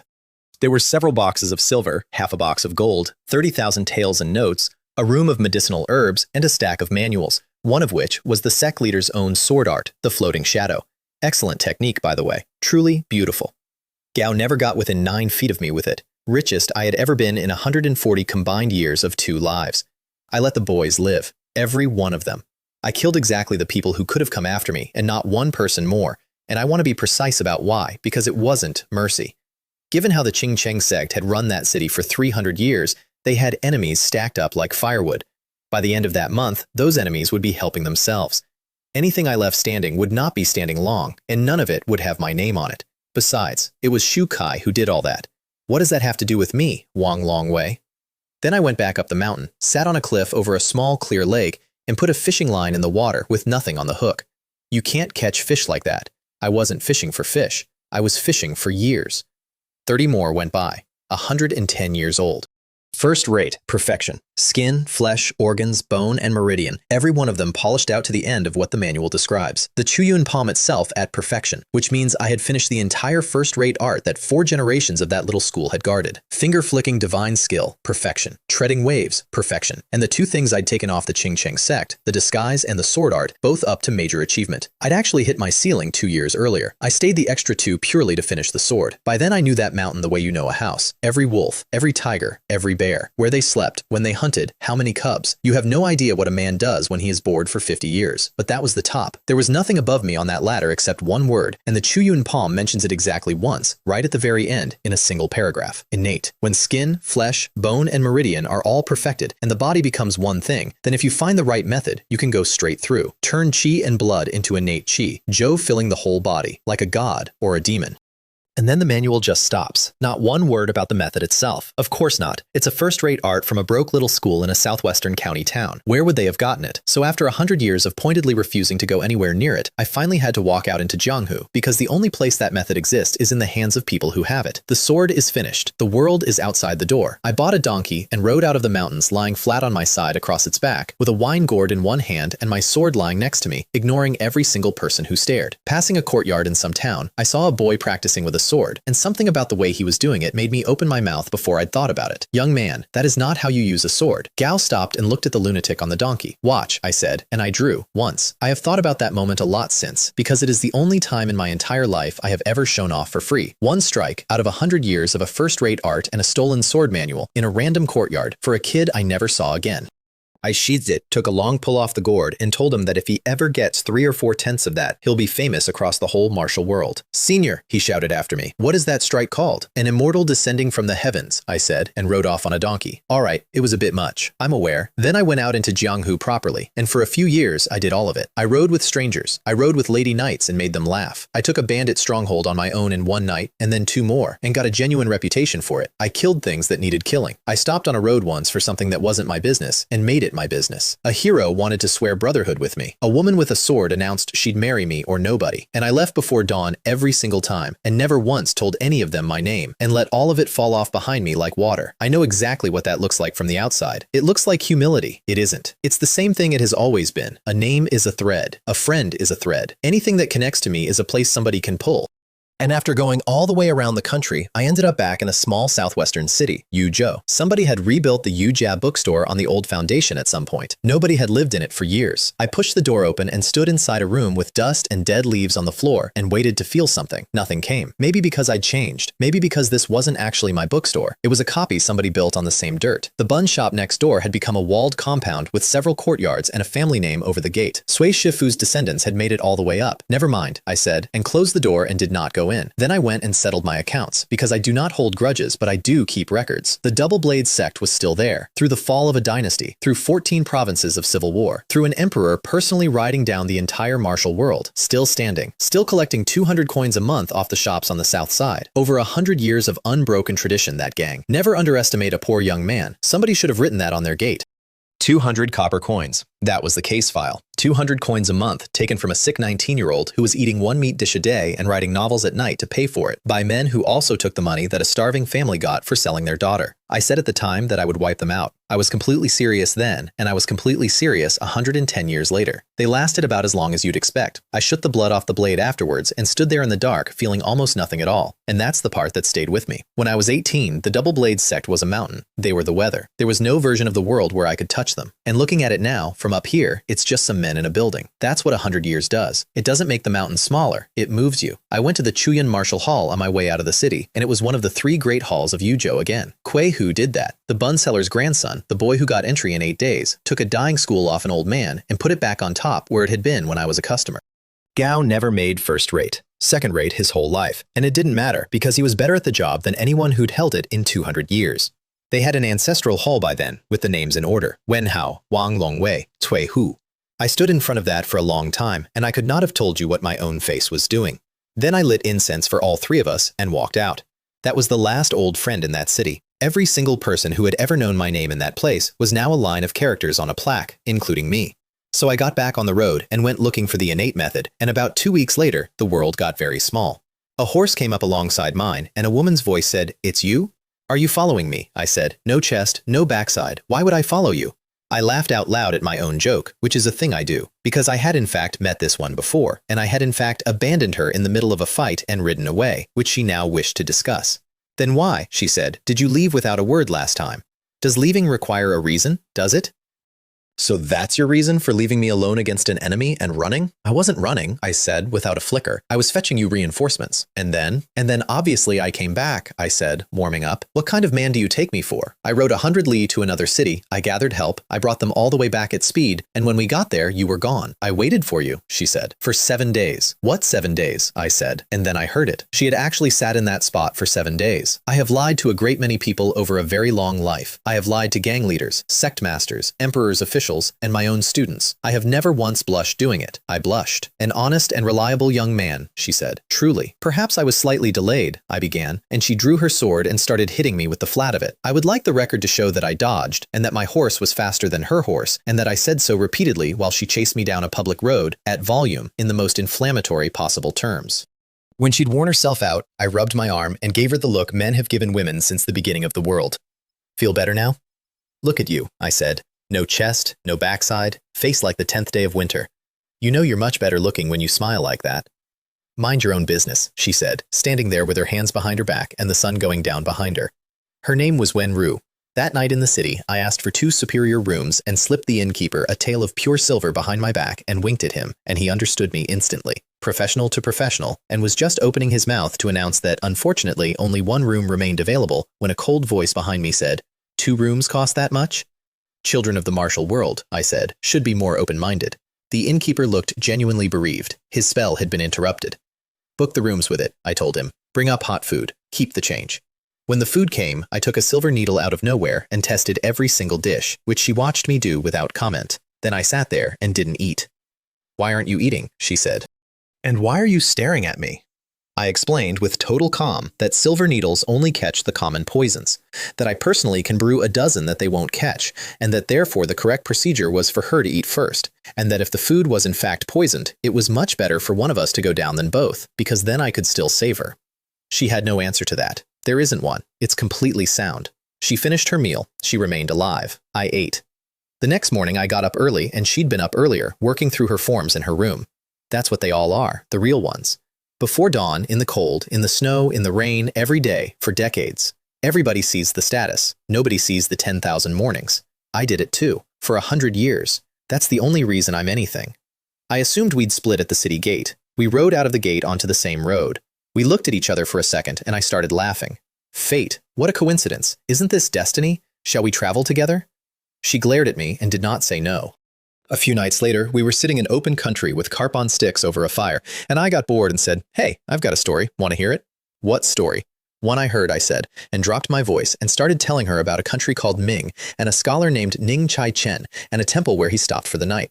I quit halfway through, because the entire architecture of that plan was that she would get frightened and then, in the natural course of events, end up somewhere in the vicinity of my arms. She was not frightened at any point. She ate her fish in small bites with her sleeve up, listening happily, the way people watch a play. Complete waste of a good ghost story. "So, Bodhisattva," I said. "It's cold. I'm scared of ghosts. The night is very dark. Perhaps you could hold me. I've never been held by a woman. Grant a man this one wish." She made a small contemptuous noise, picked up her sword, and walked off to stand in the moonlight with her back to me. And she stood there, thin light on her face, aloof, completely unbothered, 100% uninterest in anything I had to say. And I sat by the fire with a stick of fish in my hand and thought, oh no. I think that might be it. I think I might just be lonely. A few days later, we rode through a town where a senior of the local martial world was holding a retirement ceremony. Big crowd, lot of noise, everybody's washing their hands of the trade. "Something bad is about to happen," I told her from the back of the crowd. "How do you know?" "Because in my experience," I said, "the moment you step into Jianghu, the years stop belonging to you." And I took her hand. Then a laugh came across the whole square, and a man walked in out of nowhere with armed men behind him and announced that he was a very old friend of the guest of honor and hoped nobody minded him coming uninvited. Mad Blade, famous in that province once. Everybody thought he'd been dead for years. Turned out our retiring senior had wiped out his entire sect, and he'd been the only survivor. And he had spent the intervening years with an outlaw society getting strong, and today he was first-rate, and there was not one first-rate martial artist in that entire square, except me. I did not move a muscle. In the martial world, in a feud between two men with a history like that, who exactly is the good one? Who's going to explain that to me? I didn't know either of them. Not my grudge, not my square. Then he did the classic thing, which is stand there monologuing about how nobody can kill him and his enemy will not survive the day. And I stood in the crowd with a warm hand in mine thinking, if it were me, you'd already be dead. I'd have opened with the killing. Villains die of talking. It's the leading cause. Gao gave the uninvolved a chance to leave. We left. We were maybe a street away when the screaming started behind us. Heroes rise and fall with the age, I said, mostly to myself. The moment you enter Jianghu, the years start pushing you along. And I looked up and she was staring at me. "What?" I said. She looked down, very deliberately, at our two hands, still locked together. "Sorry," I said instantly, releasing it in one smooth movement. "I was worried about you at the time. Didn't notice." She looked at me for a good while and decided not to pursue it. "Let's go," she said. I followed immediately. 3 days later, I was nearly at my destination, and she was still on the same road, and I finally cracked and asked where she was actually going. "Tianshui City," she said. I made a small noise, because Tianshui City was my destination. Somebody had once told me, in confidence, that he'd stumbled across an innate martial artist living near Tianshui, who was not on any of the lists. Every innate in the Empire's service, or in a great sect, has their portrait circulating in the martial world. This one didn't, which meant a rogue, unaffiliated, no faction, which meant nobody would come looking if he happened to die of old age, and his manual happened to change hands. That was the entire plan, by the way. Find him, wait for him to die, take the book. I'd budgeted a few decades for it, and I felt it was very reasonable. "Are you going to Tianshui too?" she said. "What for?" "Business." "What about you?" "It's my home," she said. "I'm going home." I made a considerably larger noise, and then a number of facts arranged themselves in front of me in a very unwelcome order. She is young. She is already second-rate. Nobody gets there that fast without somebody powerful standing behind them. I had been traveling for weeks with the daughter of the man whose technique I was intending to inherit through patient, respectful grave robbing. I have never felt less safe in my life. I had the distinct sensation of being watched from somewhere. "Sister Lin," I said, "save me." The correct address, incidentally, is father-in-law, which is unfortunately what came out of my mouth when he appeared in front of us, because he arrived without any of the usual signals a body makes when it moves, and my mouth got there before my brain did. "Father-in-law," I said. "Senior," I added immediately. Nobody said anything for a moment. Gao was a handsome middle-aged man, elegant, gray at the temples, and he radiated the specific quiet that means the person in front of you could end you before you finished a sentence. I have never in my life felt threat off another human being like that. "Father," said Wenru, Wenfeng. And I stood there doing arithmetic at high speed and reached a conclusion that I want to state plainly because I have never pretended otherwise, not to you and not to myself. Those legs, I thought, suddenly look extremely long. Marry the powerful, beautiful, well-connected woman, skip 40 years of struggle, arrive at the top of life. It's not a plan I invented. It's the oldest plan there is. Gao looked me over and gave me a look I have thought about many times. And then he said, "Come home, we'll talk there."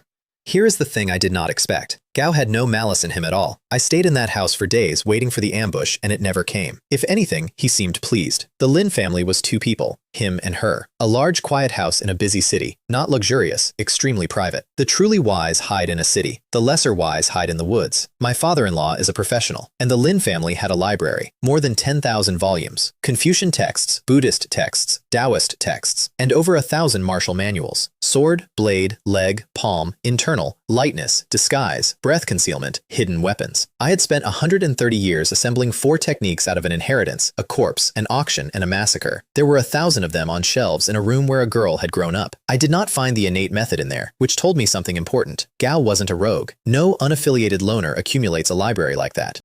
Either he came from outside the country, or he was the last heir of some school that had gone quiet, or he'd found somebody's buried treasury. I never did find out which. That's not a loose end, that's just what people are. You get one face, and you don't get the rest. Gao came into the library one night while I was reading. It's dark. Aren't you going to sleep? Senior, I said, and bowed. You've got the same hunger I had, he said, and there was something sad in the way he said it. And at your age, you're already first-rate. You've already passed more people than you'll ever meet. You're not much behind where I was. And I thought, at my age, I was 113 years old, and this man thought I was a prodigy in my 30s. Gao could see my rank, of course. Everyone above a certain level can. Skin, flesh, organs, meridian, they each leave a mark on a body, and an experienced eye reads it like a page. That's why the ones who survive a long time in Jianghu are never simple. On the road, they say, avoid 2 kinds of people, the very old and the very young. What he could not see was that I was at perfection. Gao had me a solid decade below where I was. We talked most of that night, the 2 of us, and nobody else in the world knows what was said. What came out of it was 3 conditions. Gao would not interfere with me pursuing his daughter. If she said yes, he had no objection. And I swore that I would protect her and that she would not be hurt. That was the agreement. Now, having negotiated marital access with an innate martial artist, I then had to actually court a woman, and this is where the entire operation nearly collapsed. I do not know how to do this. In either life, it had always gone the other way. Girls came to me. I have never once had to think about it, and I discovered, at 113, that I had no idea what I was doing. I opened a wine shop next door to their house. That's what I came up with. A shop. Because the one honest thing I could offer was that if you do any ordinary thing for 130 years, you become a master of it, and nobody in Tianshui City could brew like me. It was called the Yujia Wine Shop, after a bookstore that burned down in a war 2 dynasties ago. It was open perhaps 1 day in 5. I wasn't really running a business. I was building a reason to be standing nearby. We went out riding by the lakes outside the city, which are so clear it's like the sky's water came back down to the ground, which is where the city gets its name. I sat in the grass and played a leaf. Badly. Obviously. That has never once stopped me. She listened to the whole thing and then tilted her head and asked what the tune was called. I looked right at her, and I put everything I had into my voice, and I said, "The love of my life." Sounds lovely, she said. That's her actual review. Sounds lovely. Sister, ma'am. That was not a question about the music. I lay back in the grass with a stalk between my teeth and stared at the sky for a while. Wen-Ru, I said, if a man really likes a woman, what should he do? Why are you asking me? I have a friend, I said. I want it on record that I, a 113-year-old immortal who has personally annihilated a 300-year-old sect, deployed the friend gambit. It is the oldest and worst maneuver in either of my worlds, and I went for it without hesitation. I have a friend, I said, who met a girl on the road, and he's fallen for her, and he doesn't know how to say it. Does she like him? I don't know. That's the problem. She thought about it, and she frowned slightly, and she said, but if he never asks, and they miss it, wouldn't that be a shame? So he should ask, I said. Yes, she said, and her eyes were very bright. What if she likes him too? And I sat up. If, I said, just if. If I were that friend right now, and you were the girl, and I told you, would you have me? We looked at each other for a long time, and I did not look away, which for me is close to an act of heroism. 2 spots of color came up on that cold face, and she turned her head slightly and said, I'm not that girl. How would I know? Then, your friend isn't you, is he? Yes, I said. I'm my friend, and you're the girl. And I took her hand and pulled, harder than I needed to, and she came the rest of the way. Wen-Ru, I like you. Somewhere in a tree not too far away, a man who could have killed me with a gesture looked away, shook his head, and took a drink. Love, he said, to nobody. I would love to tell you that at that moment I was certain. I wasn't. I've always been honest about this one. At that point, I could not have told you how much of it was her, and how much was that face, and how much was the fact that her father had a book I needed. There is no such thing as love at first sight. There is only wanting at first sight. What comes after is the part that matters, and I hadn't done any of it yet. But when I came up for air, I laughed out loud and said, well, you've taken my innocence, so you'll have to be responsible for me from now on. Shameless, she said. Completely, I said, and I really do like you. We got married on the 9th of October, 2 lifetimes, and it was the first time for me. The wedding was at the house next door under the G family name, which was one of mine, and the city lord himself came to officiate, wearing black and red with the winged hat because my father-in-law asked him to. Which is how the entire province found out within a month that Xianxia City now had a young first-rate martial artist living in it. Thanks, Dad. Really. Cheers. 90 years of building a life on being nobody, undone by one wedding invitation. If you weren't my father-in-law, I'd have had words. Also, I couldn't beat him. I bowed to her at the end of it until our foreheads touched. Please guide me the rest of my life, I said. And behind the round fan, with her face mostly hidden, she was smiling with the corners going all the way up. Husband, she said, please guide me the rest of my life. There was a storm that night that broke around midnight, and in the morning the whole courtyard was soaked and shining, and everything green in it was holding water. I woke up late, squinting in hard sun, extremely surprised to find a woman in my bed, and then remembered that I had a wife now. She surfaced from under her own hair and asked, in a voice that had nothing aloof about it at all, why I wasn't up yet. I want to note for the record that this famously cold, famously untouchable beauty of the southern martial world had a voice in the morning that could have dissolved metal. I reached for my usual black robe. I think, she said, from somewhere under the blankets, that white would suit my husband better. She said the word husband very carefully, like it was a new instrument. Whatever my wife says, I told her. So I wore white with mountains and clouds on it and a scent bag at the waist and turned around in front of her and asked if I looked good. Handsome, she said. My wife has excellent taste, I said. That was the last time in a very long life that a morning was simply a morning. Later that day, I sat in a chair in the sun in my own courtyard, with my wife somewhere in the house, and opened a book. The innate method. Every martial art in that world is one long process of making the chi and blood in a human body stronger. Skin, flesh, organs, bone, meridian, all of it is the same job in 5 stages. And innate is the door at the end. When body and blood become a single thing, the blood itself can be converted. It turns into internal energy, and that runs through the meridians. And after that, everything you do is about making that one thread thicker. It's not a different ladder. It's the same ladder, one rung higher, which meant I did not need to start over. I could read that book and walk straight through the door, 1 or 2 months by my estimate to refine the first thread. That would make me the weakest innate martial artist alive, which is still an innate martial artist.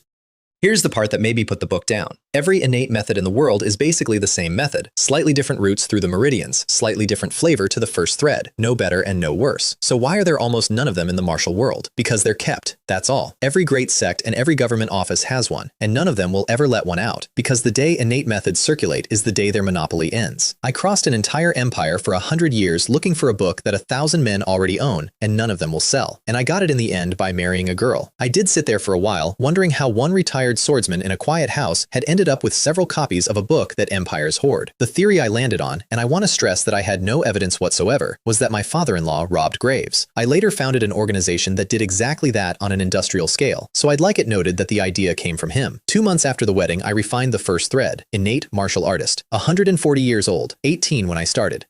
122 years of practice, 2 dynasties, 3 cities, 4 techniques, 1 dead senior brother, 1 dead schoolmaster, 1 dead deer. For Immortal, 120 years is an unimaginable stretch of time. For this world, it is not even a pause. Life in Xianxia City after that was, for a while, the best it has ever been. And I want to slow down here, because everything after it is faster and worse. She practiced sword in our courtyard most mornings. I lay in a rattan chair with a book I wasn't reading and watched her do it. Her sword work was genuinely beautiful in a way mine has never been. Mine is efficient. Hers looked like weather. I called her over one morning and pulled her into the chair without saying anything and just breathed her in. That's what a house is, by the way. 1 person in a building is lodging. 2 people is a home.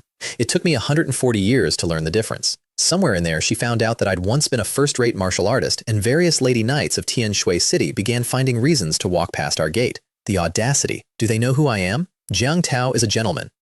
Jiang Tao has never set foot in a house of entertainment in his life. Jiang Tao swears this before heaven, which is technically true because my name isn't Jiang Tao. She started making my clothes. That's the part that got me. Hands that had been holding a sword since she was 6, doing needlework, stitch by stitch, on a moon-white robe, because she'd said once that white suited me, and then apparently decided that was law. From the day of the wedding to the end of my life, I have never worn black by choice again. Once she caught me staring while she sewed and asked what I was looking at. My wife is just so beautiful, I said. How can anyone be that beautiful? If you were only looking, she said. Why did you hit me? Couldn't restrain myself. Stop moving. The robe's going to fall on the floor. I keep that afternoon. Out of a very long life, I keep that one specifically, because I already knew. I was sitting in a courtyard with a woman who had 30 or 40 years in her, and I had all of them, and then everything after, and there is no version of that arithmetic that ends well. I could could give her decades of company. That's all I had. Not children. We never had those. Not a shared old age. And I had walked into it on purpose, for a book. I never told her that. I'm telling you. Around that time, a new power appeared out of nowhere in Yozhou, in the northwest, calling itself the Xuanling Pavilion, with an innate martial artist at the head of it, and no history at all. And every great sect in the empire, the same people who had spent 1,000 years crushing anything new, immediately sent delegations to be friendly, and the imperial court said nothing at all. I could not make it fit. Great sects are not kind. A province does not simply get handed to a newcomer. So I asked my wife whether she knew what the Xuanling Pavilion actually was. She blinked. Her cheeks went slightly pink, and then she stopped talking entirely and shook her head. She was, and remained her entire life, an absolutely terrible liar. I dropped it. I'd only asked in passing. Everyone else in the country already knew. It was the Lin family. Openly, obviously, transparently, the Lin family. Because Wen Feng was a grandson of the fallen imperial house of Chu, and the great sects in the new dynasty had a very old arrangement about people like that, and I was the only man at that dinner table who hadn't been told. 17 years went past the way good years do, which is to say, invisibly. The wine shop got famous almost by accident. People started saying there were 3 great wines in the empire, and one of them was mine. And I want you to understand the joke there. That shop opened one day in 5. I made wine because I'd been making wine alone on a mountain since a dynasty ago, and I could not stop. If you do any ordinary thing for 140 years, you become a master of it. That's not talent. That's just refusing to die. We traveled. That's what we did with those years. I took her north to the sea, and we stood in front of water that went to the sky in every direction, and stayed on that beach for a couple of years. I took her to the snow mountains in the south, where the air is thin and everything is white and enormous. I took her out onto the plains, and we watched 10,000 horses move at once, and the sunset come down flat across a world with no edges on it. One night on a high mountain, we sat wrapped up in each other, counting geese against the sunset, and then counting stars, and we talked straight through until it got light. We both knew that was the last trip. Her father was old. Children go home for that part. And on the way back, on an ordinary road, 2 people flew over our heads, on swords. One chasing, one running. One of them shouted a name and something about how the other couldn't escape. They did not look down. Not once. There were 2 mortals standing on the road under them, and we did not exist. I stood there staring at the empty sky long after they'd gone. And then I started laughing, and I laughed until I was bent over holding my knees, and I laughed until my eyes ran. The first laugh was at my strategy, the second at my intelligence, the third at everything I have ever believed about the world I live in. Because there is a cultivation world, there are immortals, they have been up there the entire time. 157 years, 2 dynasties, 130 years of martial arts. I climbed the entire ladder that mortals are allowed to climb, all the way to the top rung, and stood there feeling lonely at the summit. And it turns out the ladder was leaning against a wall in somebody's basement. I said I was invincible. I meant invincible in a village. If I had actually been an ordinary man, I would have lived my whole life and died without ever knowing. That is the truly horrifying part. Almost everybody does. But I'm not, and I don't have a deadline, so it wasn't too late. Then I turned to my wife and asked her what she knew, and she told me. She was a descendant of the imperial house of Chu, and the reason her family had survived 2 dynasties and a civil war, the reason the great sects were polite to a brand new pavilion, was that the Lin family's ancestor had been a cultivator. The dynasty that raised my hometown, and the dynasty that burned it, and the dynasty after that, were all decided by a handful of people flying overhead who never bothered to look down. Where an immortal is born, a country rises. Where an immortal is displeased, a country ends. Yongle, the dog emperor. The tyrant I cursed in a burnt diary for 6 years. Maybe he wasn't incompetent. Maybe he knew exactly what he was, and knew the whole thing was decided somewhere above his head, and knew there was nothing he could do about any of it, and at the very end, when the rebels came through the gate, decided that one thing was still his to choose. I don't know. Nobody does. But I stopped calling him the dog emperor. We rode for her father's house at a speed that nearly killed the horses. Half a month for a journey of over a month. Father-in-law, I shouted, at nobody, on an empty road. Hold on, your son-in-law is coming. I have never in either life pushed myself that hard for another human being. And it was for a man. We made it. Gao was still there. Old now. Properly old. The way the strongest people go. All at once at the end. And in the Lin family library, in a room I had personally read most of, sitting on a shelf where I had walked past it 100 times, was a book I had always assumed was an internal energy manual. The Hun Yuan 5 Elements Skill. 9 layers. It's a cultivation technique. A complete foundational one. Anyone with a spiritual root can use it and step onto the immortal path. I had been living next to it for 25 years. I sat down and closed my eyes and followed the instructions, and after a long while my mind went flat and quiet like water, and then something appeared in that quiet. Points of light, scattered, sparse, in empty space, not seen with the eyes. Felt, the way you feel somebody looking at you. There when you attend to them, possibly not there when you don't. I drew one in, and it went through my skin like cold water, and settled. Spiritual chi, which meant I had a spiritual root. That's the part nobody ever mentions in the stories. It's not about being good at it. Most people simply cannot do this at all. Not badly, not slowly, at all. Your whole species is locked out at the door, and you never even find out there was a door. I have spent my whole existence being the worst at everything I attempted. I have never once been afraid of being bad at something. I have only ever been afraid of not being allowed in the room. I got up and pushed the library doors open, and the sun outside was extremely bright. And my wife saw my face and completely misread it and came over and said gently, "Husband, don't be too sad about the spiritual root." She thought I'd failed. I put my hand on her head and messed her hair up and didn't say anything at all. Silly girl. Her father had one conversation left in him, and we had it under the moon in the same pavilion where he'd first sized me up. "Pavilion Master Xuanling," I said, pouring for him. "Father-in-law, she told you everything?" "She did. I was going to tell you before I died," he said. "Since you know, I'll just make you the next master of the Xuanling Pavilion." "No thanks," I said. "I'm not a Lin. Give it to your daughter." Why does this keep happening to me? A dying schoolmaster hands me his school. A dying swordsman hands me his family. 100 years of professional orphanage work. Something about my face. But I turned this one down flat, and I was right to, and it's the one decision from those years I've never had a moment's doubt about. She was a Lin. It was hers. And I'd stand behind her for as long as she was standing.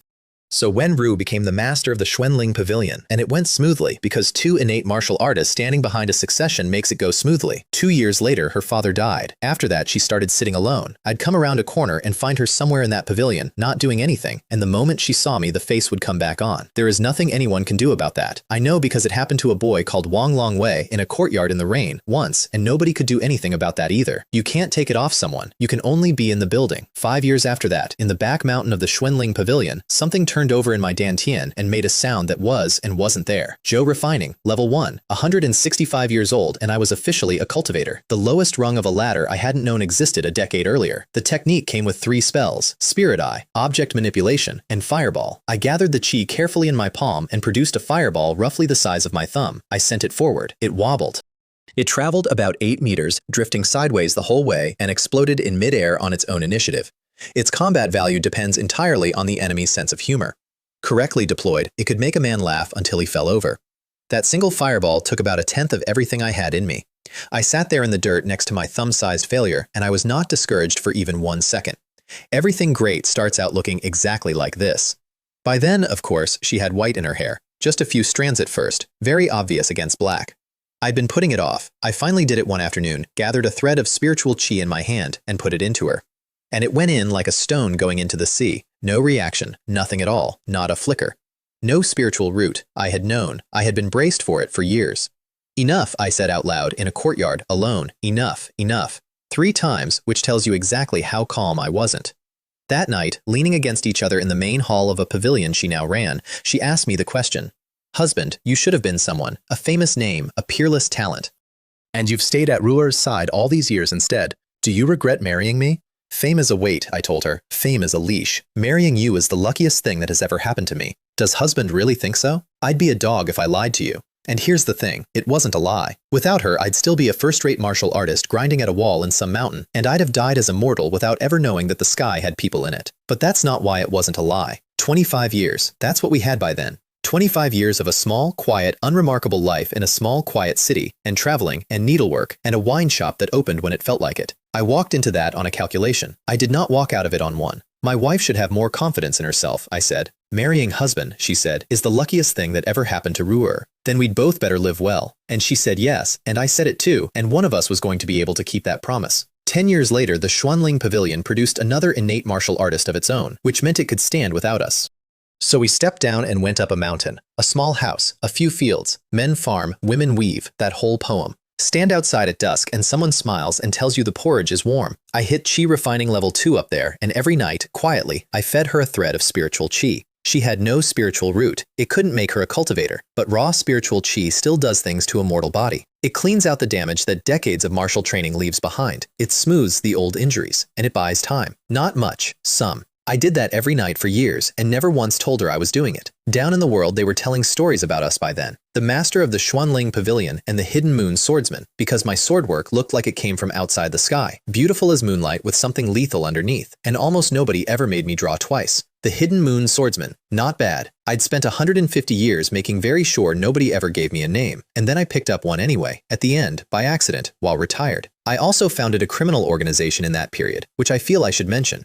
Remember my theory that my father-in-law robbed graves? Gao didn't. I was completely wrong. But it was such a good idea that I did it anyway. I called it the Dao sect, and it was, functionally, a professional tomb raiding operation working across the entire empire. Not for money, for evidence. Somewhere in the world, there were people flying overhead on swords. I needed to find where they lived, and I needed to hold something one of them had touched, and I had no way to do either. But 100 generations of rich and powerful people had been buried in this country with their best things, and some tiny fraction of those things had come from up there. So I paid men to dig up the entire empire and bring me anything that looked strange. We took only what had value, and we resealed everything else and put it back, because even thieves keep rules, and I was extremely serious about that rule, and I could not have told you why. The organization had 4 grand elders, and I personally named all 4 positions after the 4 classical schools of grave robbery. Nobody ever got the joke. Not once, in decades.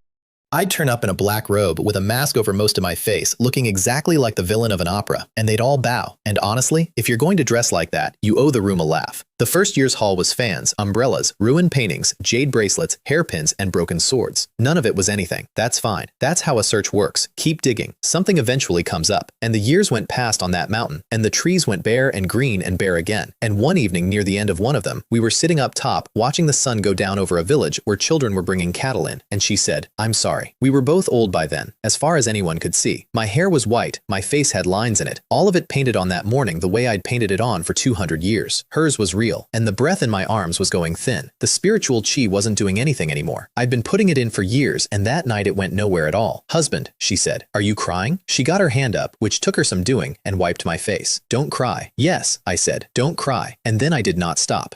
"Take care of yourself after this," she said. "Don't be too sad. And remember the clothes. I already made them." She'd been making them ahead. "For after." "Husband," she said, "I've been with you most of my life, and I never gave you a child. Do you regret being with me?" "No regrets." "Husband, you regret it." "No regrets," I said, and I held on to her. And then she was gone. But the one who should have been apologizing was never her. She spent her whole life feeling guilty toward me, for not having a spiritual root, for not giving me children, for the fame she thought I gave up. And I married her for a book. That's how it started. That is the true and complete beginning of the best thing that ever happened to me, and I have never been able to make those two facts sit in the same room. She never knew. I let her apologize. Right at the end, with what she had left, I let her spend it saying sorry to me. I held her the whole night and told her the entire thing out loud from the beginning. The road where she caught up with me, the 7 days she waited that I lied about, the inn, the ghost story that didn't work, the leaf, the friend who wasn't a friend. All of it to a woman who couldn't hear me until it got light.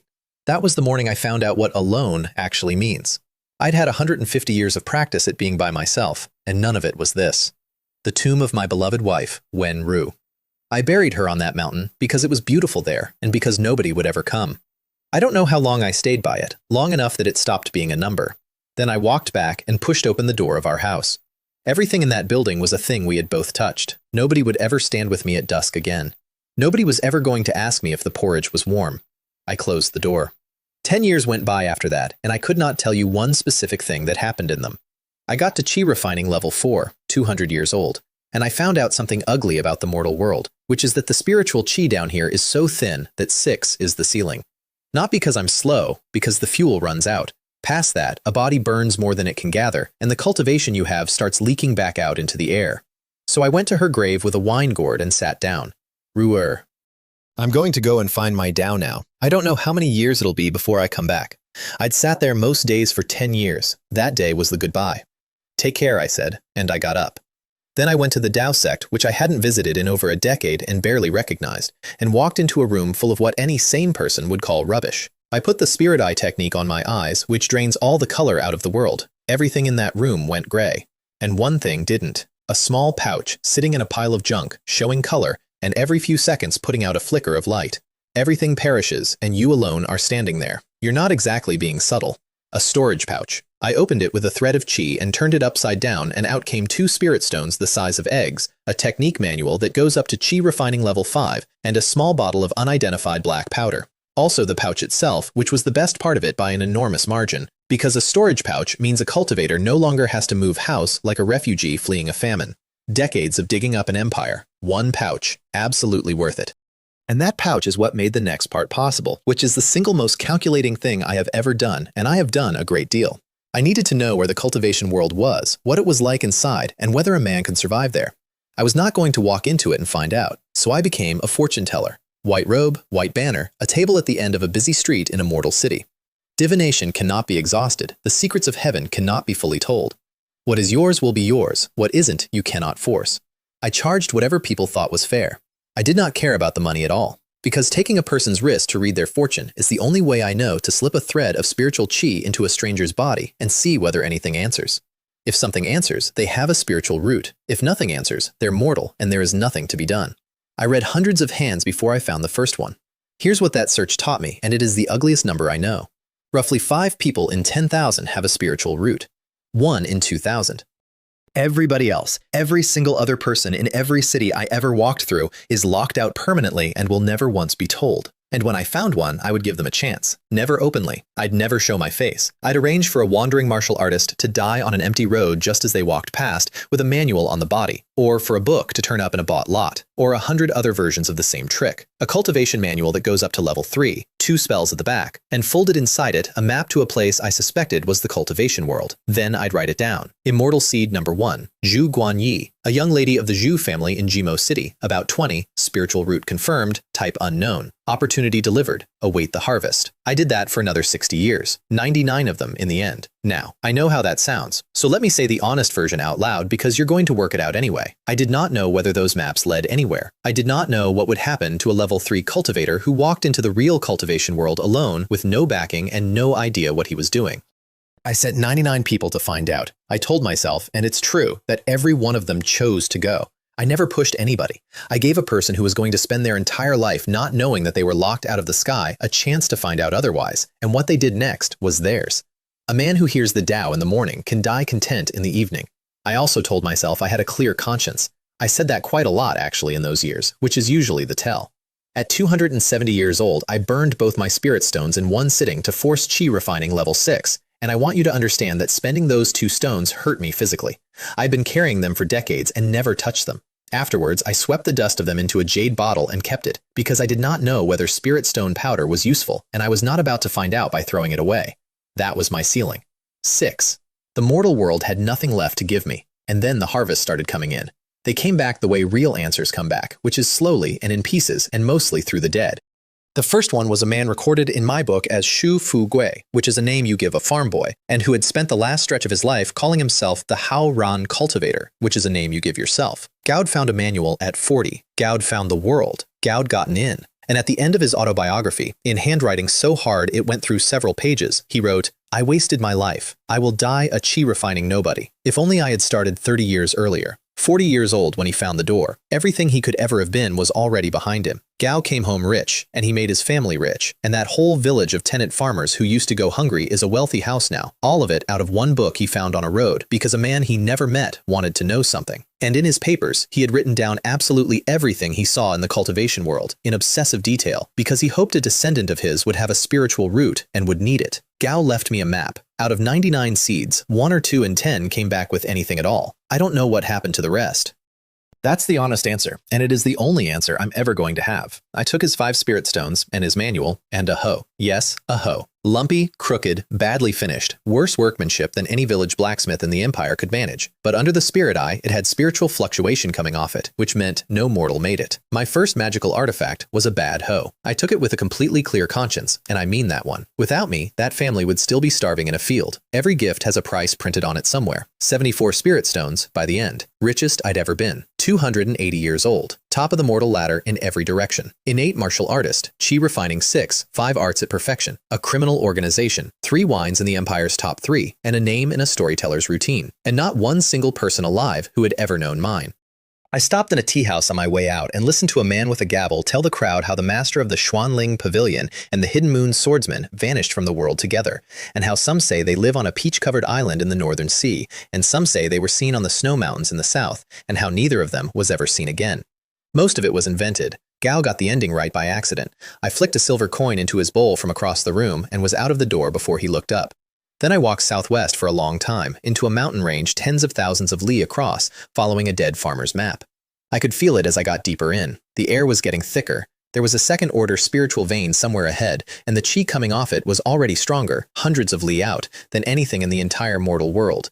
Hundreds of li in, I stopped in front of a completely ordinary patch of nothing. A mortal would see trees. I saw a wall of moving spiritual chi standing 3 feet in front of my face, as obvious as a sun coming up at midnight. A formation. I put a thread of chi into it and walked through, and it felt like stepping through a curtain of cold water. And then the world changed. There was a mountain in front of me shaped like a sword driven into the ground, going up through the clouds. Around its foot, spiritual fields in every direction, green in a way that green is not supposed to be, plain buildings among them, and up on the mountain itself, palaces. My first thought, on entering the immortal world after 280 years of trying, was, the wealth gap here is appalling. There was a stone slab at the entrance with the rules cut into it as if with a blade. No fighting inside the market or within 300 li of it. Cultivators pay a spirit stone to enter. I walked in past the fields and there were people everywhere. An old man bent over a row, a woman laughing in a doorway, someone making it rain on their own crops with a hand sign, a man striding past with a dead beast the size of a horse over his shoulder. Back when I was mortal, I thought cultivators were mysterious and remote. They were farmers. Most of them were just farmers. The Azure Cloud Market, built by a golden core sect called the Origin Sword Sect, sitting on a second-order spiritual vein, holy land of the unaffiliated. Market town up on the peak, 4 districts of spiritual fields around the foot. Up on the mountain, there was a pill pavilion, an artifact workshop, a talisman tower, a hall of 10,000 laws. I looked at all 4 of them and kept walking, because the 70-odd spirit stones in my sleeve had started shaking with fear.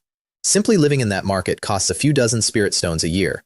Joining a workshop costs 5 just to sign. Food and housing on top. The 4 arts of the immortal path are alchemy, artifact refining, formations, and talismans. I knew none of them. Hunting beasts outside the market kills people, so that was out immediately. Which left exactly one job for a man with no money, no skills, and no intention of taking risks. Farmer. Register as a spiritual planter and the entrance fee goes away. You get fields, you hand over a fixed weight of spirit rice per acre per year, and everything above that is yours. 3 acres, I told the manager. Gao tried to sell me more. Everybody tries to sell you more, because the more you plant, the more they take off the top. I'll expand next year, I said, and smiled at him, under the name Ming Guanshan. Gao showed me a map with lights on it. Red dots are taken, green dots are free. The closer to the market, the denser the chi and the safer the ground, and the fewer green dots there are. I took a nowhere plot out in the eastern fields, well back from the middle, because if it ever goes bad, everyone between me and the trouble has to die first. Always leave yourself a run. It has never once been the wrong call.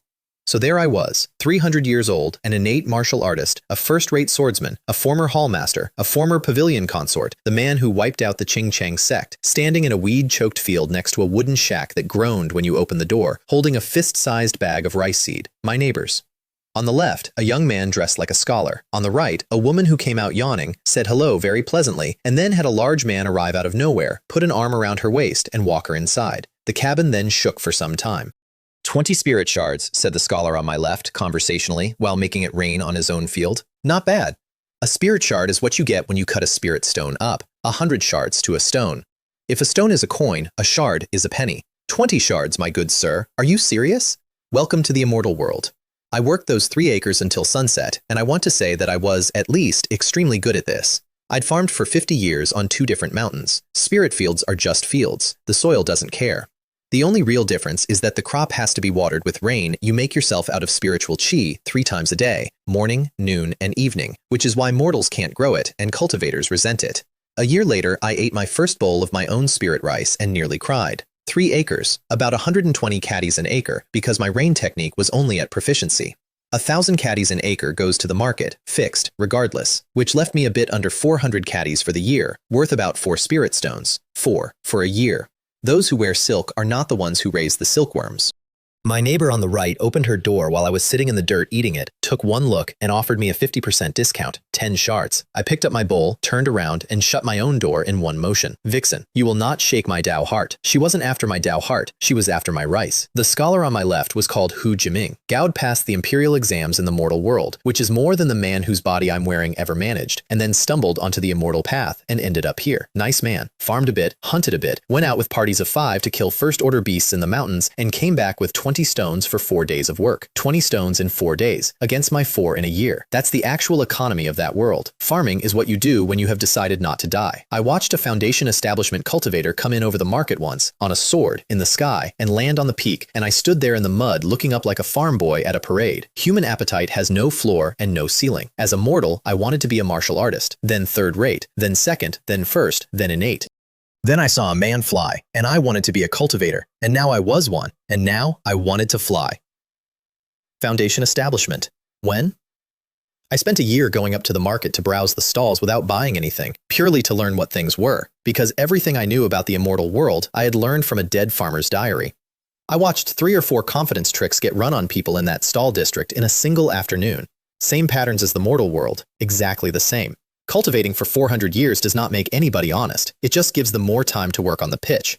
Everyone in that world is a fox, every single one. You have no idea how many angles the man in front of you is running. I did eventually buy one thing, and it was a spell called the lithification technique, which hardens earth into stone. It's a construction spell. It's for building. It is completely useless in a fight. The stall owner sang its praises for a while, and then, noticing my face, leaned in and lowered his voice and said that, of course, once a fellow Taoist has this technique, he could also carve out a little something underneath his own property. I said loudly, "What nonsense! Hunting beasts with strangers just isn't very safe, and I want a construction spell. Why would anybody dig tunnels under his own house?" And he looked at me with an expression of complete understanding and smiled and said, "10 spirit stones, fellow Taoist." I paid and left fast. That man read my entire personality off one purchase in under a minute. That was the day I learned the real rule of the immortal world, which is that there is always somebody more careful than you, and I have never forgotten it. Then I changed my face and my clothes several times over several trips and bought the rest of my kit in pieces from different people, because buying it all at once tells a stall district exactly what you are planning. 10 mid-grade attack talismans, 1 high-grade defensive talisman, 3 healing pills, 45 stones all in. And then, when it got serious, a low-grade sword and a low-grade shield for another 55. That was everything. Every stone I had, plus most of my rice, pledged forward, penniless, spotless. And 3 months of nights, in my own back room, I dug. Basement 1, hardened over and over with a spell I was bad at. Underneath basement 1, a second basement, hidden, and off the side of the second, a room under 3 meters square with its own concealed air shaft. The 2 basements above are decoys. The little room is the real one. I would have gone deeper. Beginner-level lithification only supports so much rock. I lived like a burrowing animal for 3 months, and I have never regretted an hour of it, because I've been watching my neighbor. Hu Jiming had started going out constantly. Every few days, a new party, and almost always coming back empty. His own fields were going to weeds, and then he came back rich. 5 men, 3 first-order beasts, 20 stones each. If hunting beasts were that easy, nobody in that entire market would ever farm again. Beasts do not simply stack up outside a town, unless something is pushing them. The Azure Cloud Market has had 3 beast tides in its history. They get organized by a third-order beast, which is to say something equivalent to a golden core cultivator, deciding it dislikes the neighbors. I had been in the immortal world for a little over a year. Surely not, I thought. Surely I have not walked into one of these in my first year. And then I went home and spent every remaining resource I had, because I do not gamble on that word, surely. There was one more option, of course, which was to run.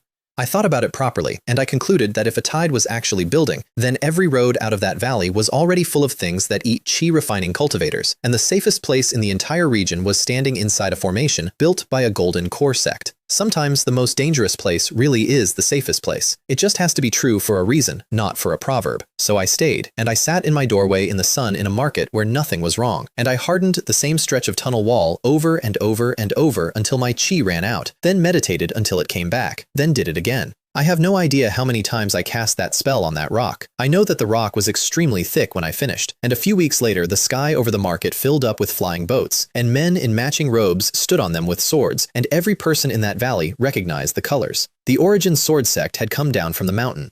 And the news went through the Azure Cloud Market like fire through a dry field. Beast tide. Prices in that market went vertical inside a day. The sword and shield I'd bought for 55 stones would now have cost me everything I had for one of them. I came out of my house, and Hu Jiming was picking his sword back up. "Where are you going?" I said. "Out of the market, hunting." "Now? There's a tide coming." "Exactly," he said cheerfully. "The beasts are at their peak right now. A few days of this is worth years of ordinary work."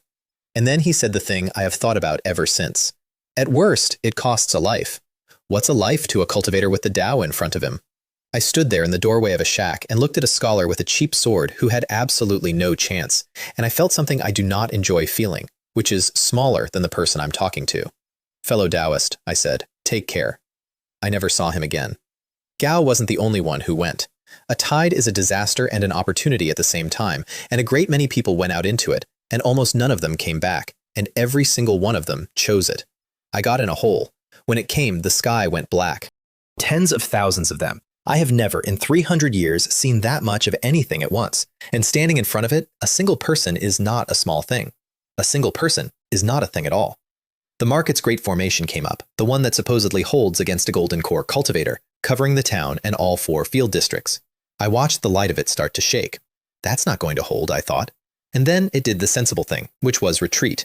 It pulled inward, fast, all the way back to the market proper, and stopped there. And every acre of farmland in that valley, and everybody standing on it, was now outside. I was already in my hole before the light finished moving. Manager Chen, I said, to a ceiling of hardened rock, you absolute liar. Withstand a golden core? My foot! Above me, the ground shook, and then something started digging. Now. I want to describe the next part accurately, because it's the single best afternoon I had in my first century as a cultivator. I had 3 levels of tunnel.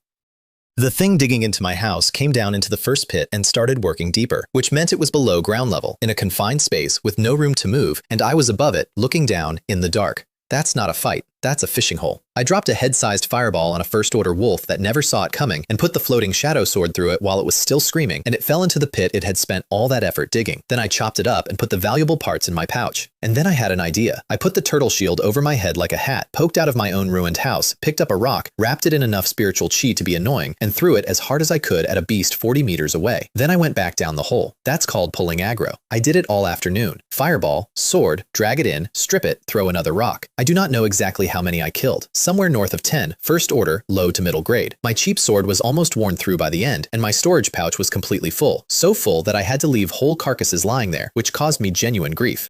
I stopped only when actual cultivators started getting close. Then I buried the tunnel entrance, threw the leftover corpses well away from my house, and staged a long, unimpressive back-and-forth struggle against one first-order bear, in which my perfected fireball technique appeared to be at minor achievement, and my sword work was competent and forgettable, unremarkable in every direction. Nobody looked at me twice. While the tail end of that battle came through my district, I also watched a man from the Origin Sword sect put a sword an inch from a loose cultivator's forehead for daring to cut materials off a corpse. Loose cultivator, he said, you dog. Then he swept everything into his own pouch and announced to the whole field, at volume, that all beast bodies belonged to the sect and would be distributed after the war, and that nobody was to keep anything. Sect cultivator. Right. Exactly the same as the mortal world, only louder, because up here, nobody bothers to pretend. Afterwards, they distributed the spoils. 10 spirit stones and 30 caddies of meat, each, for a tide that killed most of the people in 4 field districts.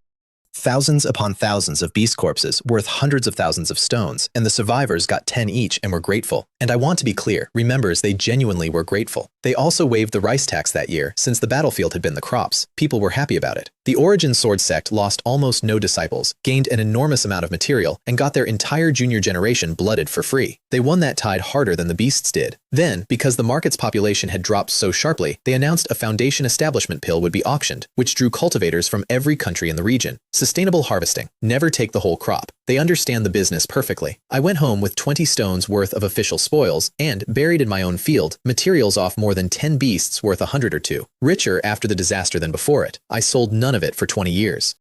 Then I sold it a piece at a time over another full year into a market where thousands of cultivators trade every day, and it did not make a single ripple because nobody on Earth remembers a beast tide 2 decades later. That is the entire technique. There isn't a second part to it. I rebuilt the shack. I farmed. The yield went up and down. Some years 130 caddies an acre, some years half that, some years better. Year after year after year. And at nearly 300 years old, sitting in that cabin, my chi turned over and I saw the spiral in my own dantian directly from the inside. Joe refining, late stage, which among loose cultivators makes you a great cultivator, and which at my age is genuinely funny, because anyone who had started when I did and had any talent at all would be a golden core by now. Foundation establishment cultivators don't even live as long as I'd already been alive. 150 years of cultivating to reach late stage chi refining, 2 full 60-year cycles.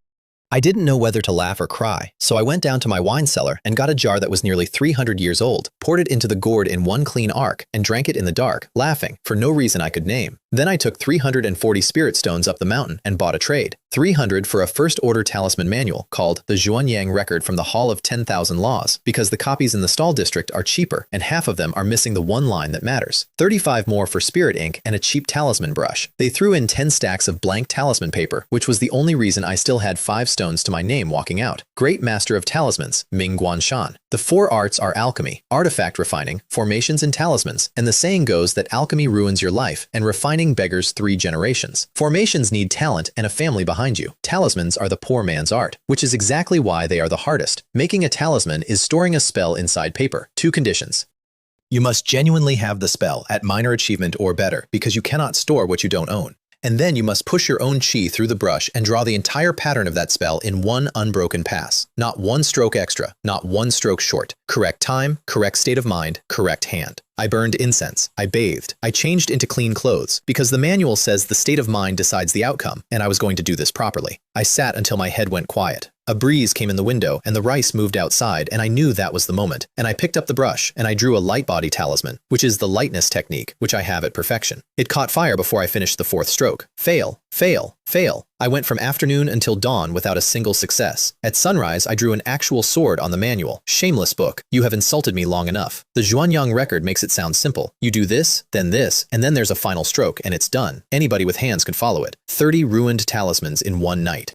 3 spirit stones of paper turned into a small pile of ash on my floor, which I swept up and kept because I could not bring myself to throw away something I'd paid for. I have been poor my entire existence. I have never once in 300 years spent money like that. That is not luxury. That is burning spirit stones to purchase experience, which is exactly what every master of the 4 arts has done, every single one, and none of them mention it. Talent matters. Resources matter more. Without resources, you can be the greatest genius in the world and you will die a farmer. So I sat in my doorway until I was calm, and then I went back inside, and I opened the book again. And it took me 10 years. 10 years of nights, thousands of sheets, one spell. And I want you to hold on to that number, because everybody who ever meets me later assumes I am talented. 10 years to draw one piece of paper correctly. Every year I sold the rice and bought paper and burned it. Somewhere between several hundred and 1,000 sheets. Over a decade. All of it into ash on my floor that I swept up and kept. And then one afternoon, the last stroke came off the brush clean, and a thin light went across the page and did not turn into fire. The pattern held. Closed. Complete. A first-order, low-grade, light-body talisman. 308 years old. Zhou, refining level 7. And a brand new line on my panel. Talisman Master. Light-body talisman. Beginner, 0 out of 10. Here's what nobody tells you about 0 to 1. Getting there is the whole mountain. Once I'd done it once, my success rate went up several times over immediately, from never to about 1 in 20, which is still catastrophic because a low-grade talisman sells for 2 spirit stones and the paper costs 1, so anything under 3 in 10 loses money on every single sheet. I was at slightly under 1 in 10. I was, professionally speaking, a machine for converting spirit stones into ash. So I sold my backup plans, all of them. The attack talismans, the defensive talisman, the healing pills, the 30 light body talismans I'd managed to produce, everything I'd been holding for emergencies for decades, and turned them into 350 blank sheets.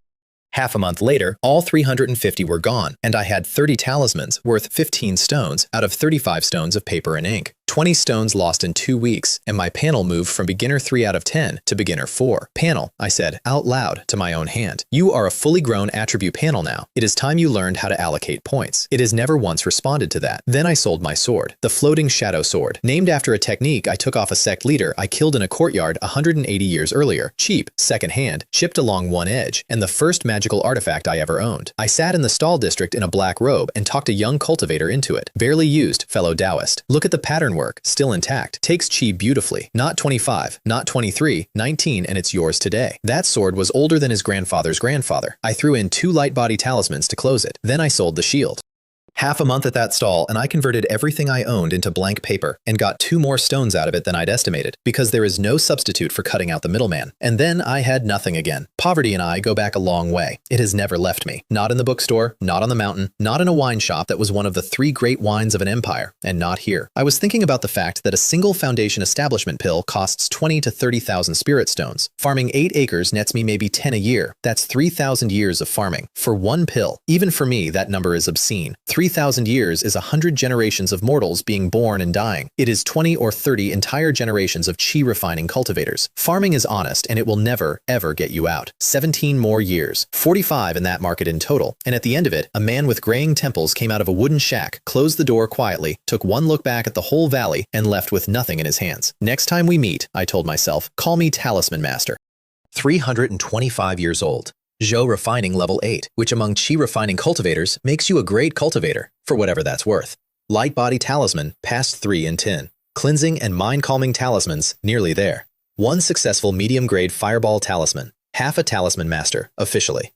Ming Guanshan had been a middle-aged farmer for 45 years, and it was time for him to stop existing, because the man who walked into that market looked 40, and the man walking out still looked 24. That's the timer on every identity I have. Not suspicion, not enemies, just my own face. I went back down to the mortal world to collect the last of my harvest, and the mortal world felt like walking out of a cool room into hard sun. Spiritual chi is water, and a cultivator is a fish in it, and down there, the water is a film. Enough to keep something very small alive, not enough to cover a real fish. 99 seeds, 1 or 2 in 10 ever came back at all, and then I opened number 77 and found a storage pouch in it. A storage pouch is worth 100 spirit stones on its own. A chi refining farmer does not own one of those.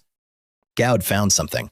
Inside, a low-grade artifact, 30-odd stones, some junk, and 3 books, one of which was an incomplete secret technique, the concealing spirit technique. At minor achievement, it hides your cultivation from anyone of your own realm. At perfection, it can fool a cultivator an entire realm above you. It is the immortal world's version of the disguise arts, and I have spent 320 years of 2 dynasties inventing worse versions of it out of herbs and paint. The 3rd book was his life. My name is Gao Ming. Born to an ordinary family, I entered the immortal path at 27, and from then on, I called myself Jin Yong, climbed to the azure cloud, farmed, hunted beasts, and in the middle of it, this. I once found the remains of a fellow Taoist at the foot of a cliff in an empty mountain, weathered by wind and rain, half sunk into mud, a scene of great sorrow. When I had buried him, I received a storage pouch, over 100 spirit stones, 3 bottles of pills, and a concealing spirit technique. And at the end of the whole thing, the last line, all by itself, it's a pity. That's it. That's the entire ending of a man's life. Every one of them writes these. Cultivators love writing their own biographies, and I have never understood why. To prove they were here maybe, to put a footprint on the road. I never write anything down. I burn the pages. I lit incense for him. Gao was somebody I killed by proxy, if you want to be honest about it, and I have decided not to be dishonest about it in front of you. There is no reincarnation in that world, as far as anyone can tell. Below a certain level you simply stop, and the body goes back into the world, and that's the whole event. Cultivating immortality, I said out loud, standing over a burning incense stick in an empty room. What exactly is it for? Nobody answered that one either. I ended up with 2 storage pouches, a bit over 100 spirit stones, and a secret technique that would keep me alive for the next 1,000 years. All of it out of 1 seed in 99. Luck. That's all that was. His, then mine. I closed the immortal seed record and put it away and never planted another one. The lag between sowing and harvest is 100 years, and I had gotten what I came for. And then I went home. 125 years since she died. The mountain was exactly where I left it. Mountains are reliable that way. The path was gone under weeds, and the house had fallen in on itself entirely. I stood in front of the grave. 125 years of seeking the Tao, Wenru. I'm back. Then I spent a few days clearing the whole site by hand and rebuilding that house exactly as it had been, which is easy because one cultivator does the work of 30 men. And I stayed there for years.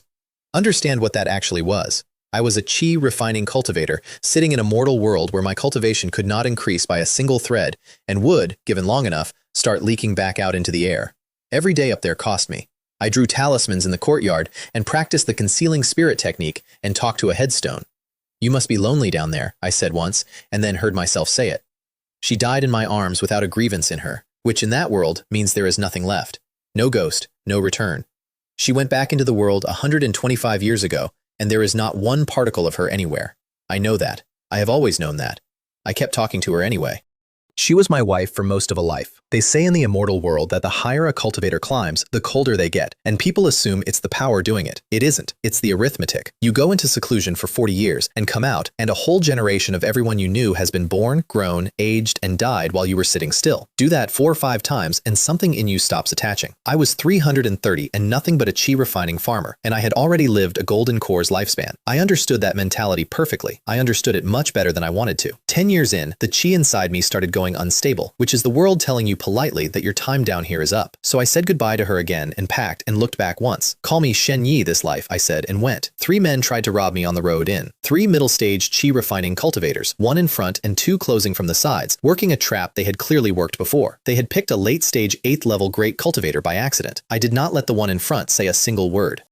I have never once in my life given a man in that position a chance to explain a misunderstanding, and I have never once been wrong about it. I stuck several light body talismans to myself, held 4 fireball talismans in my sleeve, and put the spirit armor technique on a hair trigger. Then I threw the talismans. 4 fireballs the size of heads went down that road, and the semi-transparent shell came up around me, and my actual cultivation showed for the first time in decades. "Fellow Taoist," he screamed, dodging. "You've misunderstood." The explosion melted the topsoil. I did not wait for the smoke. 2 sword lights went straight into the middle of it, 1 blue and 1 gold. The blue was a cheap artifact off a dead man's storage pouch. The gold was the golden sword technique, one of the 5 spells that came free with a talisman manual I bought because I couldn't afford a better one. The other 2 saw the level, turned around, and ran without one word of bravado. I want to be fair to them. That was the correct decision. "Can you?" I said, and 6 more talismans came out. I went through their pouches afterwards. 3 cheap artifacts that had passed through more hands than I could count, some beast materials, and just under 50 spirit stones between the 3 of them. 100 stones for 3 lives. That's what a loose cultivator is worth in that world, and I'd know, because that was my exact net worth as well. Then I burned the site, because a fire attracts nobody and a fresh corpse attracts everybody, and walked away without changing expression. The murderer was Xianxia. What does that have to do with me? I want you to notice something, by the way. I killed 3 men on a road, and I have not slowed down to talk about it. That's what 400 years does. It isn't that you become evil, it's that the arithmetic gets faster every time. I re-registered at the Azure Cloud Market with a fresh face and a fresh name and a token with 2 things stamped on it. Front, spiritual planter. Back, talisman master, first order, low grade. 3 acres again, not because I needed to farm, but because being a registered planter waives the annual residency fee, which is dozens of stones a year, which is hundreds a decade and thousands a century. Also, honestly, I'd gotten used to it. Arriving somewhere and not having a field felt like missing a limb. My new neighbors were standing around one plot arguing when I got there. "Oh," said a woman in purple with a sword over her shoulder, looking me up and down. "Is little brother new?" Little brother? I am 400 years old and I have been called many things.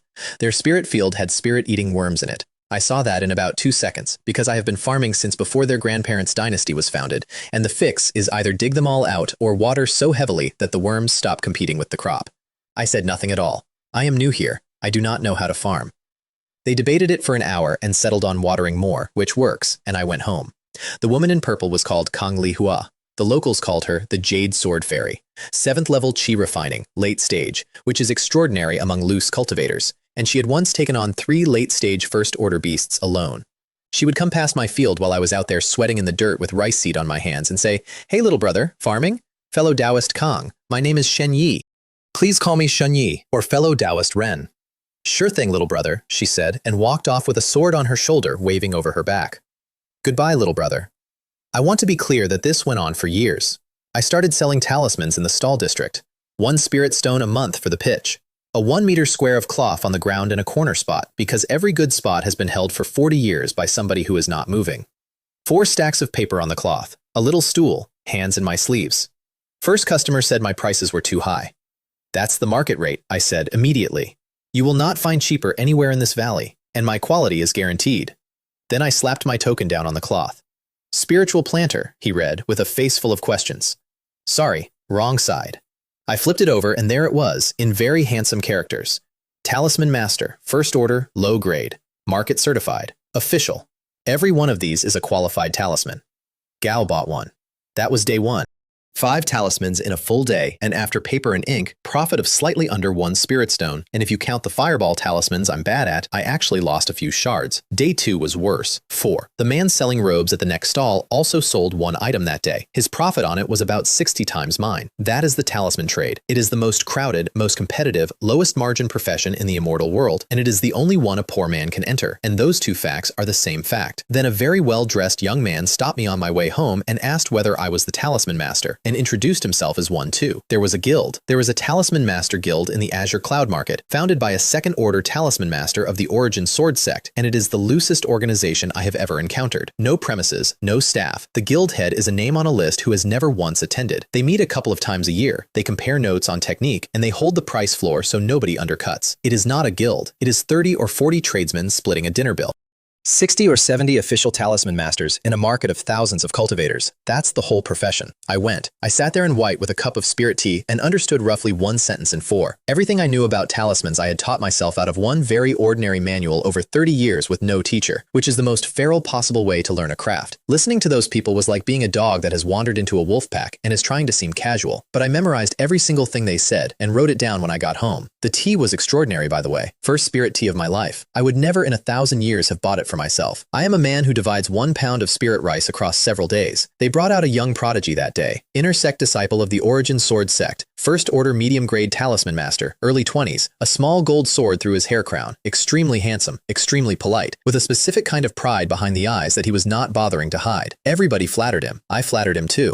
Then he made a fireball talisman in front of us at completely the wrong time of day for that talisman and got it perfect first try in one unbroken motion with no hesitation anywhere. It was beautiful. Gao is better than me. Gao will always be better than me. I sat there frowning, replaying his hands, trying to work out what he did. My brain said, I think I've got it. My hands said, you have got nothing. And around me, 30 tradesmen who had all seen exactly the same arrogance in that young man's eyes. And every single one of them kept their face perfectly pleasant. Cunning old bastards, all of them, I thought fondly. I checked the sky on the way out. Still early afternoon. I could still get 3 hours at the stall. The pitch was already paid for. A whole spirit stone a month. If I don't use it, I'm losing money. And I got the cloth back out of my sleeve. 25 years of that. Kan Lihua became my best customer because she went out and killed things and used up talismans, and I sat still and made them. And that is a functioning relationship. She called me little brother for a quarter of a century. I never got her to stop. I stopped trying somewhere around year 8. And then one day she came by and told me she was going for foundation establishment. Without the pill. Time doesn't wait, she said. I'm past 50. If I don't go for it now, I'll never get another shot. She'd spent every stone she had accumulated in her whole life on substitutes, odds and ends that partly do what the pill does. The whole lot was worth a little over 100 spirit stones. 100 stones, against a pill that costs 28,000. Little brother Xianxia, she said, and pushed a storage pouch at me. Hold this. If I make it, I'll take it back. If I don't, it's yours. If I fail, then, well, then she didn't finish the sentence. Anyway, she said, I'll definitely make it. I definitely will. I came home from the market a few weeks later, and there were neighbors standing in the lane. Even someone as brilliant as fellow Taoist Kang. Decades of the Tao, and she dies, and it all goes with her. Too impatient, if you ask me. Who among us was ever going to reach it? Foundation establishment isn't for people like us. Shame, though. Real shame about fellow Taoist Kang. I asked, and they told me she'd failed and gone quietly in an immortal cave. I went out past the market, into the mountains, and found a gentle slope covered in wildflowers with birds in it, and I buried her there myself. One handful of earth at a time, and the wind took most of the last one out of my hand. Congratulations, fellow Taoist, I said. See you again in the immortal realm. Safe travels. That's what you say. It's the only thing there is to say. She knew her odds. She told me her odds out loud, to my face, and then she went anyway, because she was 50-something and the door was closing and there was never going to be a version of her life where she could afford the pill. That's not a tragedy. Everyone treats it like one. It's just the price list. Hu Jiming, Kang Lihua, both of them told me, in almost the same words, that at worst it costs a life. And I sat in my field afterwards with the sun going down and my neighbors making rain on their crops and everything looking exactly like every other evening and one person missing out of it. Little brother Xianxia, I want meat. Braised pork. That's the last thing I remember her asking me for. I went inside and made braised pork. I hit chi refining perfection at 360. Top of the whole stage. Nothing above it but the wall. By then, I was a medium-grade talisman master with 9 talismans in my repertoire. I owned a top-quality first-order artifact called the Sun Moon Mountain River Seal that cost me most of 2,000 stones, and I had, in total, a bit over 2,000 left. 400 years of savings. A foundation establishment pill costs 28,000. Somewhere in those years, I also bought a mask. Black, no material I could identify, fitted my face perfectly. Cheap, sitting in a stall of junk. I bought it because it was black and it covered my face. I still have it. It is now more than 1,000 years later, and I have never found out what it is, who made it, or what it's worth. What I know is this. When a cultivator sweeps you with divine sense, that mask does not merely hide the face behind it.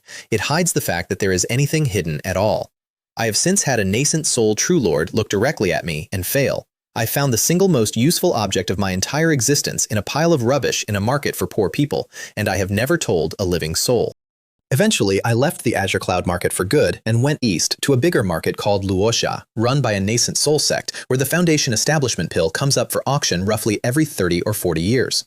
New name, Zhang Lei. There was a girl there. Her name was Wen Xuanling, and she was of the Lin family of Xingyan Mountain. And no, that is not a coincidence. And yes, I noticed immediately. They were my wife's family. Or rather, they were the cultivator branch of it, the real one, the one that had been up here the whole time while a retired swordsman raised his daughter in a quiet house in Immortal City and never told either of us the truth. She kept a first-order spirit bird that liked to sit on my head and shout. She called me 1,000 Stars, off my new name, and she'd wave at me across the market square from whatever stall she was robbing of its time. I let it go on for years, which was the mistake, and I knew it was the mistake while I was making it. She caught me on the city wall at sunset, 1,000 Stars. They've started pressuring me about marriage since I went home. You're the right age, I said.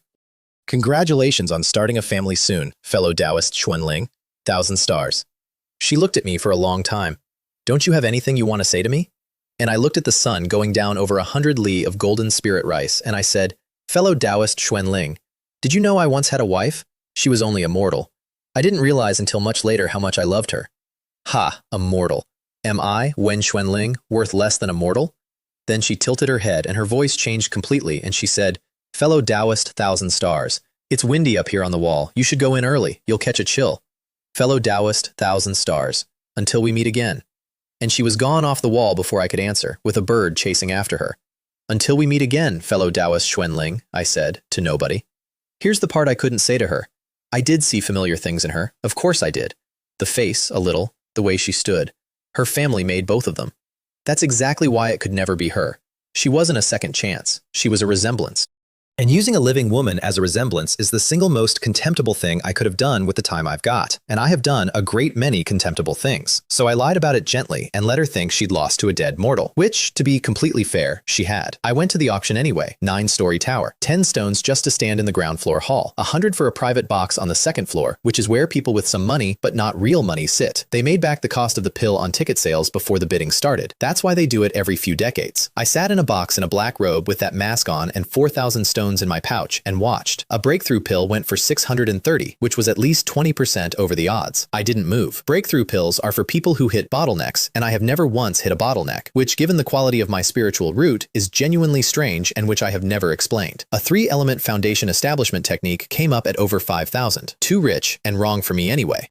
And then, dozens of lots later, the thing I had been sitting there for, a 5-element foundation establishment technique, the 5 elements soul-devouring scripture.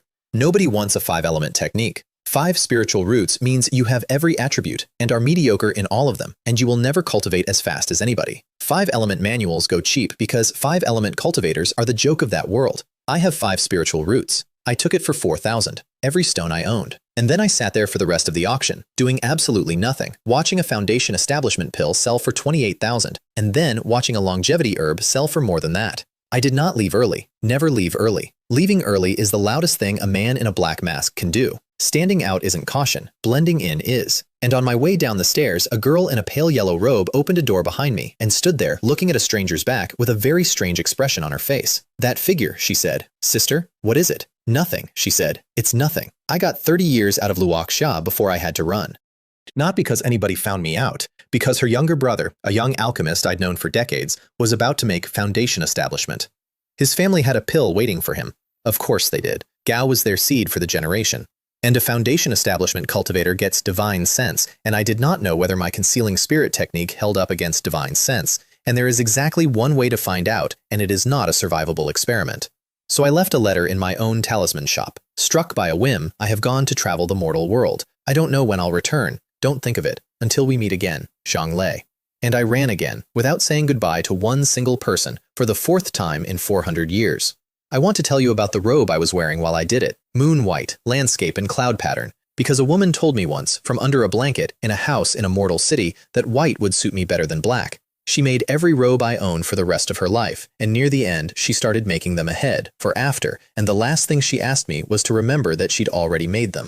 I ran out of those a very long time ago. I have been buying them ever since. Same color, every time. 400 years, every robe. That's what a promise looks like when there's nobody left to see you keep it. I got the pill at 483. Not that one, a later one, decades later, after I had scraped and hoarded and sold and hidden until I had the whole obscene number in one pouch. 28,000 spirit stones for one pill. Understand what I was buying because it was not power. The pill adds 3/10 to your odds. I already had 3/10 of my own, from a foundation more solid than anyone alive, because most cultivators reach the wall in 40 years, and I had been sitting at it for a century and a half, polishing 6/10 with the pill. But that's not what I paid for either. I paid because with the pill, failure does not kill you. Without it, failing foundation establishment is death. That is the deal every loose cultivator in that world is offered, and it is why Hu Jiming died in a mountain and Kang Lihua died in a cave, and it is the entire reason I spent 300 years selling paper in the dirt. I have never gambled. Not once. Gamblers die. I did it in a rented cave, alone, with the door sealed, after 3 months of doing absolutely nothing except sitting still until my mind went flat. Foundation establishment is not like the breakthroughs before it. Everything up to that point is accumulation. You gather chi, you refine it, the number goes up. It is farming. This is demolition. The chi you have spent your entire life collecting has to be driven back through your own meridians hard enough to break something, and what it is breaking is you. The channels tear open and get rebuilt wider. Everything you are made of is taken apart and put back together in a shape that can hold a different kind of pressure. If it goes wrong halfway, your body is now a house with the walls out and the roof still on. I swallowed the pill first. I have never told anybody what that felt like, and I'm not going to be poetic about it now. It was warm, and then it was not warm, and then something in my chest opened like a hand. Then I drove the whole lake of it inward. The first channel went, then the next. I have been beaten by a bear, hit by a first-rate martial artist, and struck by lightning, and none of it is in the same country as this.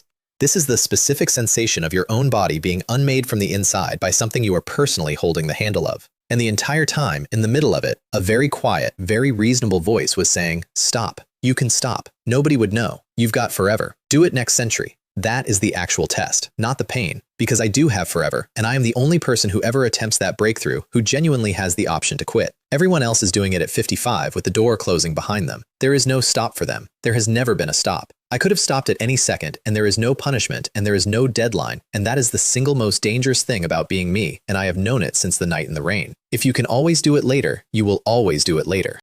So I put my hands together and I did not stop. And somewhere in the 4th hour, the last channel gave and the pressure went through. And everything that had been a lake in my belly turned into something with structure in it. And I opened my eyes. 483 years old, and I flew. Not on a hired boat, not with a talisman stuck to my chest. On my own sword, over open country, with the wind going past. I had wanted that since I was 300 and stood in a mud field watching somebody else do it. I also got divine sense, which is the real prize. Suddenly, the world has an inside. You can feel a room without looking at it. You can feel a man's intent before his hand moves. And mine came out 1/10 larger than every other cultivator at my level, for reasons I have never been able to explain and have never asked anyone about. Then I left the country, not the city, the country, all of it, because the returning sword sect went to war with the beasts on the Xianxia plain, and I could see it coming the way I saw the fall of Chu coming when I was 23 years old, and everyone around me was still discussing the exam schedule. Let me tell you how you see it coming, because it is the only genuinely valuable skill I have. It is never the announcement. By the time there is an announcement, you are already inside it. It is the prices. Beast materials get slightly cheaper for a few years because too many are coming in. Then healing pills get slightly more expensive. Then the sect starts buying talismans in volume from people like me, at good rates, without haggling, which sects never do. Then the hunting parties start coming back from further out. Then people start telling each other cheerfully that things have never been better. That last one is the loudest signal there is. Everybody in a market saying business is excellent at exactly the moment when the reason business is excellent is that something enormous is being pushed toward you. I saw the same pattern in a bookstore in Yuzhou City when I was 19 years old, and everybody on my street was busy arguing about the imperial exams. I saw it in the Azure Cloud Market before a beast tide ate 4 districts of farmland and every one of my neighbors. And I saw it in Luocha, and I did not tell one single person. I want to sit in that for a second because I have had a very long time to look at it, and I still do not have anything comfortable to say. I could have warned them. Some of them would have listened. Kang Lihua would have listened. And then somebody would have asked how the talisman seller on the corner knew, and the answer to that question is 1,000 years long, and there is no version of me giving that answer where I am still alive at the end of it. So I sold my inventory at a good price into a rising market, and I closed my shop, and I left a note. The Luoxia market fell, the whole plain fell, the returning sword sect took heavy losses and several of its golden cores died in it, and the entire Luoxia plain became beast country and stayed beast country for the next 1,000 years. To this day, there is probably nobody left alive who saw that market standing except me. I was 1,000 li away when it started. I have been called many things over 900 years. Nobody has ever accused me of being slow to leave. Then I went to Fallen Star Lake, and the journey took most of a year on a hired boat, and I spent all of it sitting in a rented room, watching the world get bigger through a window. That's the part nobody warns you about when you finally get high enough to travel. Not the danger, the scale. Fallen Star Lake is 3 million li across. That is not a lake in the way you are picturing a lake. It is an inland sea with its own weather, its own islands, its own seas inside it, its own countries, its own beast races, and 3 nascent soul sects sitting on top of it who have not managed to conquer each other in 2,000 years of trying. The state of Chu, the country whose collapse defined my entire first century, whose fall killed half the people I was born among, and reduced a 477-year dynasty to a footnote, would fit inside one corner of one sea of that lake with room left over. And Fallen Star Lake is one region of the southern region, and the southern region is one of the 4 domains of the far south, and the far south is a corner of a world whose actual size nobody has ever been able to tell me. I sat in that boat and thought about a young man in a Marshall Hall courtyard being told that above first rate there is innate, and above innate there is Grand Master, and how that had felt like being shown the roof of the sky. I thought about standing on a mountain at 80 years old, laughing at nothing because I had become invincible in a city with a population of 40,000. Frog in a well. That's the phrase they use, and everyone says it about somebody else. Here's the thing about being a frog in a well. You do not find out by being told. You find out by climbing out and then discovering that the field the well is in is also inside something. I have climbed out 4 separate times now. Mortal to martial artist to innate to cultivator, Joe refining to foundation establishment. Every single time I thought I had finally seen the shape of the world. Every single time the world turned out to be a room in a larger building. And I arrived at the greatest lake in the world at 483 years old, able to fly, with a face nobody had ever seen and a name nobody had ever heard. And I did exactly what I have done in every new world I have ever entered. I found the least interesting corner of it, and I started farming. 3 million li of water in the south of the southern region, the greatest lake in the world, a whole cultivation world of islands and seas and sects, and I arrived there as a foundation stage nobody with a new face and started again. I did what I always do. I found the least interesting corner and I dug in. But I did 2 things there that changed the shape of me, and they cost more than everything I had ever spent put together. The first was 80,000 spirit stones for a body refining method.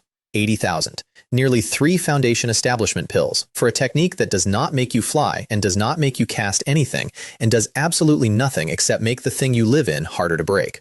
The star body. Every chi cultivator in that world will tell you body refining is a waste, all flash and no elegance. You spend twice the resources for half the spell work. And they are correct, and I did it anyway, and here is why. I am not immortal. I have said this from the first night. I do not age, and I have no lifespan, and a knife still works. Everything I have ever bought, from 2 bags of limes sewn into a scholar's sleeve, to a nest of tunnels under a farmhouse, to 80,000 stones of body refining, is the same purchase. I am buying the thing that makes the knife not work. And I want to be specific about what 80,000 stones actually bought, because the number sounds like power, and it isn't. It bought a decade of standing in a pool of medicinal water at dawn while my own blood was driven through my skin from the inside. 5 years for the first layer, 4 for the second. That is not faster than chi cultivation. That is the same brutal crawl, run twice, in parallel, out of the same pocket. And every year I spent on it was a year I did not spend getting closer to a golden core. But at the end of the first layer, I stood up out of that water and my skin turned an ordinary blade. Not deflected, turned. And at the second, I could put a fist through a thing and the thing would simply be through. Joe cultivators sneer at this. All flash and no craft, they say. A brute's road. They say that right up until a body cultivator gets inside their guard, at which point they stop saying anything at all, because the entire architecture of a chi cultivator is built on the assumption that nothing ever gets close. Fully mastered, at the third layer, the star body is supposed to be able to stand against a golden core magic treasure with nothing but the person inside it. I have spent 900 years being the physically weakest man in every room I have ever walked into. Bad bones as a mortal, bad spiritual root as a cultivator, slowest of everyone, always, in every single discipline I have ever attempted. 80,000 spirit stones to stop being made of paper. Cheap. Genuinely cheap. I would have paid twice. The second thing was that I found my own spiritual vein. A real one, unclaimed in a small mortal country called Xianxia, and I took it and kept it and told nobody, and I spent 30 years quietly propping up the mortal king down there so that nobody would ever have a reason to look too closely at the mountain behind his kingdom. 30 years of managing a mortal dynasty as a hobby, purely as camouflage for a rock. That's what 400 years of paying market entrance fees does to a man. Except that isn't the whole truth about Xianxia, and I've been honest with you this far. So, Xianxia country. 2 islands, 5 cities, 1 million people, all of them fishing or farming or hunting. The capital had maybe 200,000 in it. That is not a kingdom. That is a large town with a flag. 22 years before I got there, the Grand Tutor had rebelled, forced the old king to kill himself, and taken the government. And in all the years I was quietly sitting on the mountain next door, those 1 million people got steadily more miserable, in the specific grinding way that only happens when the man at the top is safe. I watched the whole thing from a spirit vein, through a divine sense that could feel a kingdom breathe. I did nothing. Understand my position. I am a foundation stage cultivator hiding an unregistered spiritual vein in a corner of Fallen Star Lake. If I go down there and remove a usurper, then somebody, eventually, asks who did that and starts looking at the mountain. So I sat on my rock for 22 years and let it happen. Then one day I came back from a 2.5-year trip and found the capital in an uproar because the crown prince, who had spent 22 years being humiliated and surviving, had finally taken the grand tutor apart and taken his country back. Personally, with nothing, with no help from anyone, and certainly none from me. His name was Bo. Good name. I liked it immediately. And after that, I started going down there, not to rule, not to advise, to walk around after dinner and clear my head, which is what I told myself and which was true for about the first year. There was a farm outside the capital where an old man would sell you a bowl of cloudy tea for nothing, and I would sit on a wooden chair that screamed every time I moved and drink it looking at the vegetable rows. Back in Yuzhou, 400 years earlier, a pot of tea in a tea house cost me 3 copper coins and tasted exactly like this, and I sat in a corner drinking it for hours while a waiter's contempt got heavier by the week. I can drink spirit tea now. I do drink spirit tea. It's extraordinary. I still prefer the cloudy stuff on a broken chair in a field, and if you want to know what I actually got out of 900 years, it's that. And one afternoon 3 men rode up. A young man in front, extremely handsome, extremely upright, with a servant and one very quiet swordsman behind him. The servant got the old farmer to bring bitter melon, cut it, and handed it up. "Young master," said the servant, "have some. It cools the blood. Come out of the sun. It isn't worth ruining your health over these people." And the young man ate his piece of bitter melon and said, "I used to think the rot of this country was in the court. I did not know the harm down here was worse. I sat 4 meters away on my broken chair with a mask on my face and a bowl of tea in my hand, entirely invisible to him, and I looked at the king of Xianxia country sitting in a field eating a farmer's vegetable. The people are poor, the bandits are thicker than hair on an ox, the officials are greedy, and the great families are bottomless. Is this my Xianxia? Nobody down there knew who I was. Nobody ever did. I could have fixed his entire country before the tea went cold. I finished the tea and went back up the mountain. That is the honest version, and I am not going to dress it up. I have never once put my hand into a mortal country that wasn't already mine, because the moment I do, somebody starts asking who did that, and then somebody starts asking who I am, and I have 400 years of experience in what happens after that question. But I went back, over and over for 30 years, to a farm outside the capital of a country I had no reason to care about, to drink bad tea and watch a good man run himself into the ground, trying to unrot something that had been rotting since before he was born. That's what I did with those decades. I watched. And a long time before that, on a street in Yuzhou City, I stood in a crowd and watched 3 men take the money a family had just gotten for selling their 7-year-old daughter, and everybody watched, and nobody moved, including me. I have had 400 years to think about that morning, and I have never once come up with something I should have done differently. And I have also never stopped thinking about it. And I would like you to notice that those 2 facts do not cancel out. Gao died, of course. Kings do. Gao got a few decades of hard, thankless, unglamorous work and used every one of them. And when it was over, I was still sitting on the same rock. That is the entire shape of my existence, if you want it in one image. Somebody good works their whole life and finishes, and I am still on the mountain. And somewhere in the middle of all of that, I met Chu Shuang. I was on a flying boat crossing open water toward Golden Sand Island, having just extracted myself from a conversation with a man who had spent 20 minutes staring at a woman on the deck and telling me she was out of his league. "Stop looking," I told him. "That's a senior. Fairy, you're not good enough for me," he said mournfully. "You're sitting right next to me," I said. "Am I really that much worse than her?" "You are not," he said, without hesitating for even one heartbeat. "A fairy." "Fair. Correct. Well argued." So I put a second-order flying boat under my feet and stepped onto it, and left him standing there mid-sentence, and I went and stood at the bow with my hands behind my back and my robe going in the wind, looking, if I say so myself, extremely good. "Fellow Taoist," she said, with a very clear voice and a very obvious edge on it. "What is it? Has anyone ever told you," I said, "that you look a great deal like somebody?" She frowned. "You look very much like an old friend of mine." Now, I would like to explain what was actually happening in that woman's head, because I worked it out about 4 seconds too late. She was newly foundation established, just past 40. Out of her sect and traveling alone for the first time, and a masked stranger on a boat in open water had just opened with a line so old that it has been used to soften up marks in every world I have lived in. She went quietly onto a war footing. She thought it was a new kind of robbery. Her master, apparently, had told her to be careful of people on the road. Her master was correct. Statistically, I am exactly the sort of thing that happens to people on the road. The extremely stupid part is that I meant it. She did look like somebody. Not a little. Enough that I said it out loud before my brain caught up. which is a thing I have done perhaps 3 times in 900 years. There is no reincarnation in that world. Nothing comes back. Below a certain level, you simply stop and go into the world, and that is the whole event. So she was not that person, and I knew she was not, and it was a resemblance and nothing else. I watched her ride away and steered my boat toward the island and got out a jar of spirit wine I'd been aging for 2 or 3 centuries. A pot of wine on a boat, and I drink alone with no companion. Raise the cup and invite the moon, and with my shadow that makes 3. That's the poem. Everyone knows the poem. Nobody mentions that you have to actually be the one doing it. I had everything by then. Wealth, companions, method, and land. The 4 things a cultivator needs. I had spirit stones, I had techniques, I had my own vein, and I had known thousands of people. And I have never, for 1 single hour, actually had any of it. Every place is an inn. Every person is a traveler passing the other way. Golden Sand Island came up out of the sea a few days later, and the beaches on it are so bright under the sun that they look like poured metal, which is where the name comes from. Fallen Star Lake's first city. Golden Sand Immortal City, founded 30-odd years ago on the island of a nascent soul Immortal clan that went extinct 2,000 years before that, sitting on a 4th-order spiritual vein that will still be running in 1,000 years, and belonging to no single power because all 3 nascent soul sects hold it together. That vein turns an entire region into a place where the air is thick. There were immortal caves cut into every hill and cliff outside the walls, hundreds of them, all belonging to cultivators who could not afford to live inside and had come to sit as close to that vein as poverty allows and breathe the overflow. I know those people. I was those people for 400 years. 100 spirit stones to walk through the gate as a foundation establishment cultivator. Golden cores get in free. That's the whole social order of that world in 1 sentence, and they print it on the wall.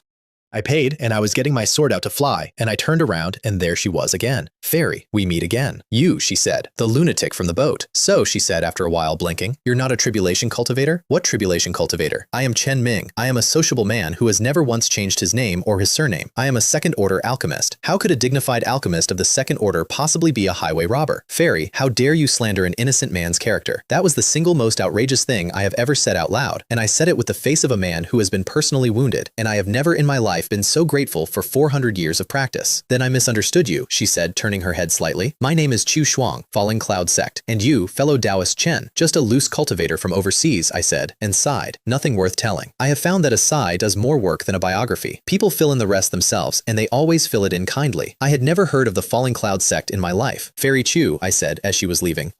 When you next need pills refined, come and find me, because I had just spent 100 spirit stones on a door, and I intended to make it back. She glanced at me and nodded. All right. Then a blue flying sword came out, and she was a shape, and then a line, and then gone. And I stood there for a while, in the gateway of the greatest city on that lake, in a mask, watching an empty piece of sky. That's it. That's the whole meeting. Then I spent 130,000 spirit stones on a 2-story shopfront in the inner city, which was 30% more than I'd budgeted, and used more than half of everything I had earned in 900 years to buy a building. Renting is throwing money in a hole. Buying leaves you something you can sell. That arithmetic has never once failed me. The good locations weren't for sale. The good locations are never for sale. Those belong to the 3 great sects, and they will be theirs until the vein dies. And she came back. That's the part I did not plan for. She came back with pills to be refined, and then she came back again, and then at some point she said with a perfectly straight face, "Didn't you tell me I'd get 20% off on medicinal pills?"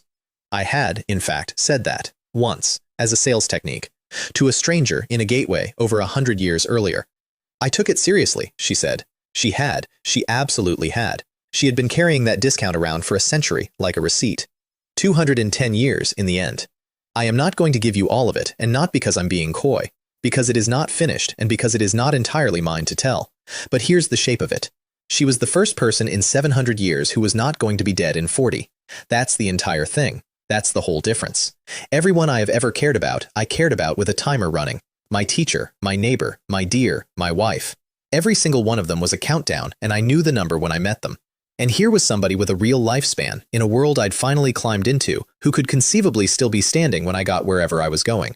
210 years we knew each other. And I never told her one true thing about myself. Not my name, not my age, not what I am. Because the day anybody in that world learns that there is a man walking around with no lifespan, I stop being a person and become a resource. And I have watched what that world does to resources. So she knew a man, not me. A man I built with a real face and a real history and a real personality. And I wore him for 210 years. And he was very good company. And he was not me. That's the poison. That's the actual poison. And it isn't the burying. I can survive the burying. I've done it so often it has a rhythm to it. It's that even while they're alive, they never meet you. At 910 years old, I sat down in a third-order Immortal cave to form a golden core. Let me lay out the bill. Immortal path at 160, foundation establishment at 483, golden core at 910, 750 years of cultivation. That is the entire maximum lifespan of a golden core true person, plus a foundation establishment cultivators on top of it, spent to buy one golden core. I have outlived a nascent soul. Barely, but I have. 3 stages. Mana, Heart Demon, Lightning. Fail the first and you might live, ruined, with your foundation broken, and no second attempt ever. Fail either of the other 2 and you die. For me, those are the same sentence. I swallowed a pill worth more than a mortal kingdom and held a top-grade gathering spirit stone in my fist, and set out every spirit medicine I owned around me in a ring, and every single one of them was gone by the end. And that was every stone I had accumulated in 900 years. Inside my dantian, there was a lake of liquid mana in 5 colors, and it began to move. It compressed again. The 5 colors went up into the space above the lake and gathered, and something started to form there that I can only describe as a small golden sun, and the whole of my dantian filled with light, and the lake got smaller as the sun got brighter, and it kept going until the lake was nearly gone, and then the thing hanging in the center of me was complete, and it was, genuinely, beautiful. That was stage 1. Then the world moved sideways and I opened my eyes somewhere else. Heart Demon. The spirit medicines started fighting it immediately, screaming at me from somewhere behind my own thoughts that this is not real. This is the delusion of your own heart. Do not sink into it. You're finally back, 1,000 stars. Warm arms around me from behind. I waited so long. I thought I'd never see you again. 1,000 stars. Am I dreaming? Yes, I said. It was a dream. And I took her hands off me. What did you say? Wen Xuanling stood there, staring at me. How could it be a dream? I waited so many years. It's all real.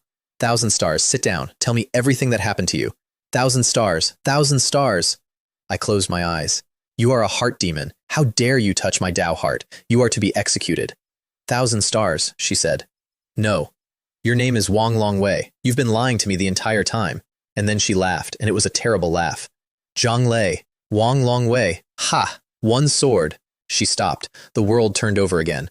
Because a normal cultivator gets 1 heart demon. I got 3. 1 sword, Wen Xuanling. 2 swords, Qiu Shuang. 3 swords, Wen Ru. And the 3rd one was a wedding. Red candles. A woman in red with a round fan and a sword with something still on it, and a pair of eyes with nothing in them at all. I cut that one down too, and the red candles went out like a shadow going past a wall. 3 layers. Wen Xuanling, Qiu Shuang, Wen Ru. Every spirit medicine I had bought to suppress it was completely useless by the end. All of it. The most expensive thing I have ever purchased did nothing at all, and what got me out was the only thing I have ever actually owned, which is a Tao heart that does not stop. I nearly went under. I want that on the record. I have never come closer to ending than in a room that did not exist, being held by a woman who was not there. Is it a mistake to live a long time? That's the question the heart demon was actually asking, not the women. The women were just the shape it wore. I did not answer it. I killed it, and I opened my eyes. Then I walked out of the cave and looked up. Half the sky had turned into a sea of lightning. Come on then. The first bolt came down, and I met it, and it dissipated, and the current that got through went across my skin, and honestly, it tingled pleasantly. Lightning tribulation? Is that it? I'd watched an Immortal Master cross one years back from a long way off, and it had put ice down my spine. Now it was my turn, and it was nothing. I had not noticed how far I'd come. That's the thing about doing it 1 rung at a time over 900 years. Wonder you. Then the 9th bolt came, and the sky escalated, and I stopped being smug. They came without pause after that, one on top of another, the way heaven does when it is decided that something is cheated. Because that is exactly what we are. Cultivators are a species that defies heaven for profit, and heaven and I have a relationship best described as teacher and enemy. At the end, there was purple in it. Purple heaven divine lightning, which ordinary cultivators do not draw, which only comes for people whose foundation is unreasonable. 27 bolts. I used almost every card I had. When the clouds broke up, I stood there with my face white and blood at the corner of my mouth, and below me, a crowd of cultivators were shouting congratulations up at a stranger, and I want to be honest with you about the blood. I put it there myself. Coming through 27 bolts of that without a scratch would have raised questions I cannot afford. Then I wiped my mouth and went straight back inside and shut the door before anyone could speak to me. Name, Wang Longwei. Talent, longevity and immortality. Age, 910. Realm, golden core. And divine sense at 11 li. A 10th wider than anybody else at my level. Again. Let me tell you where I started. 18 years old, face down in the mud outside a bookstore in a dying country. In a body that had just died of heartbreak and bad weather, with 20 taels of silver, no talent, a cough, and a fruit growing in a river in my head that meant I would never get out of this. 910 years later, I stood in a cave above the greatest lake in the world with a golden sun in my belly, and every single person who ever knew my real name was several dynasties dead. Both of those are the same man, and neither of them is a story anyone will ever tell, because I have made absolutely certain of it. The first thing I did after making Golden Core was hold a public lecture on the Tao, because I was broke. I want that written down clearly because it is the truest sentence about me in 900 years. I formed a golden core. I stood at the third step of the immortal path, and my storage pouch was so empty it echoed. So I sat down in front of a crowd and talked for a full day about escape techniques and the 4 arts and body refining and everything else 900 years teaches a man. And I made over 100,000 spirit stones doing it. And then I disappeared before anyone could ask me a question. You only get one first lecture. After that, the price never comes back. And then I sat in the dark and did the accounting. Golden core. True persons live 500 years. I formed mine at 910. So for anyone else, that would leave 200 or 300. Chu Shuang was newly foundation established and just past 40 when I met her. She is over 250 now. Golden core. 200 years left if she never breaks through again. 210 years we have known each other. She has never once met me. There's a mask on my face that a nascent soul cannot see through. There's a name on my mouth that isn't mine. There's a lake in the south of the world with 3 million li of water in it, and I could hide in it for 1,000 years and nobody would ever find me. And I know that because hiding is the only thing I have ever genuinely been good at. And I sat in that cave with a golden sun inside me and looked out in one direction, at nothing in particular, for a long time. 200 years. Ask me what I'm afraid of and I'll tell you it's 4th order demons, or nascent soul true lords, or the day somebody finally works out what I am. That's the answer I give. The real one is much simpler, and I have been carrying it since a woman died in my arms on a mountain in a country that no longer exists. Everybody I love has a number on them, and I am the only thing in this world that doesn't.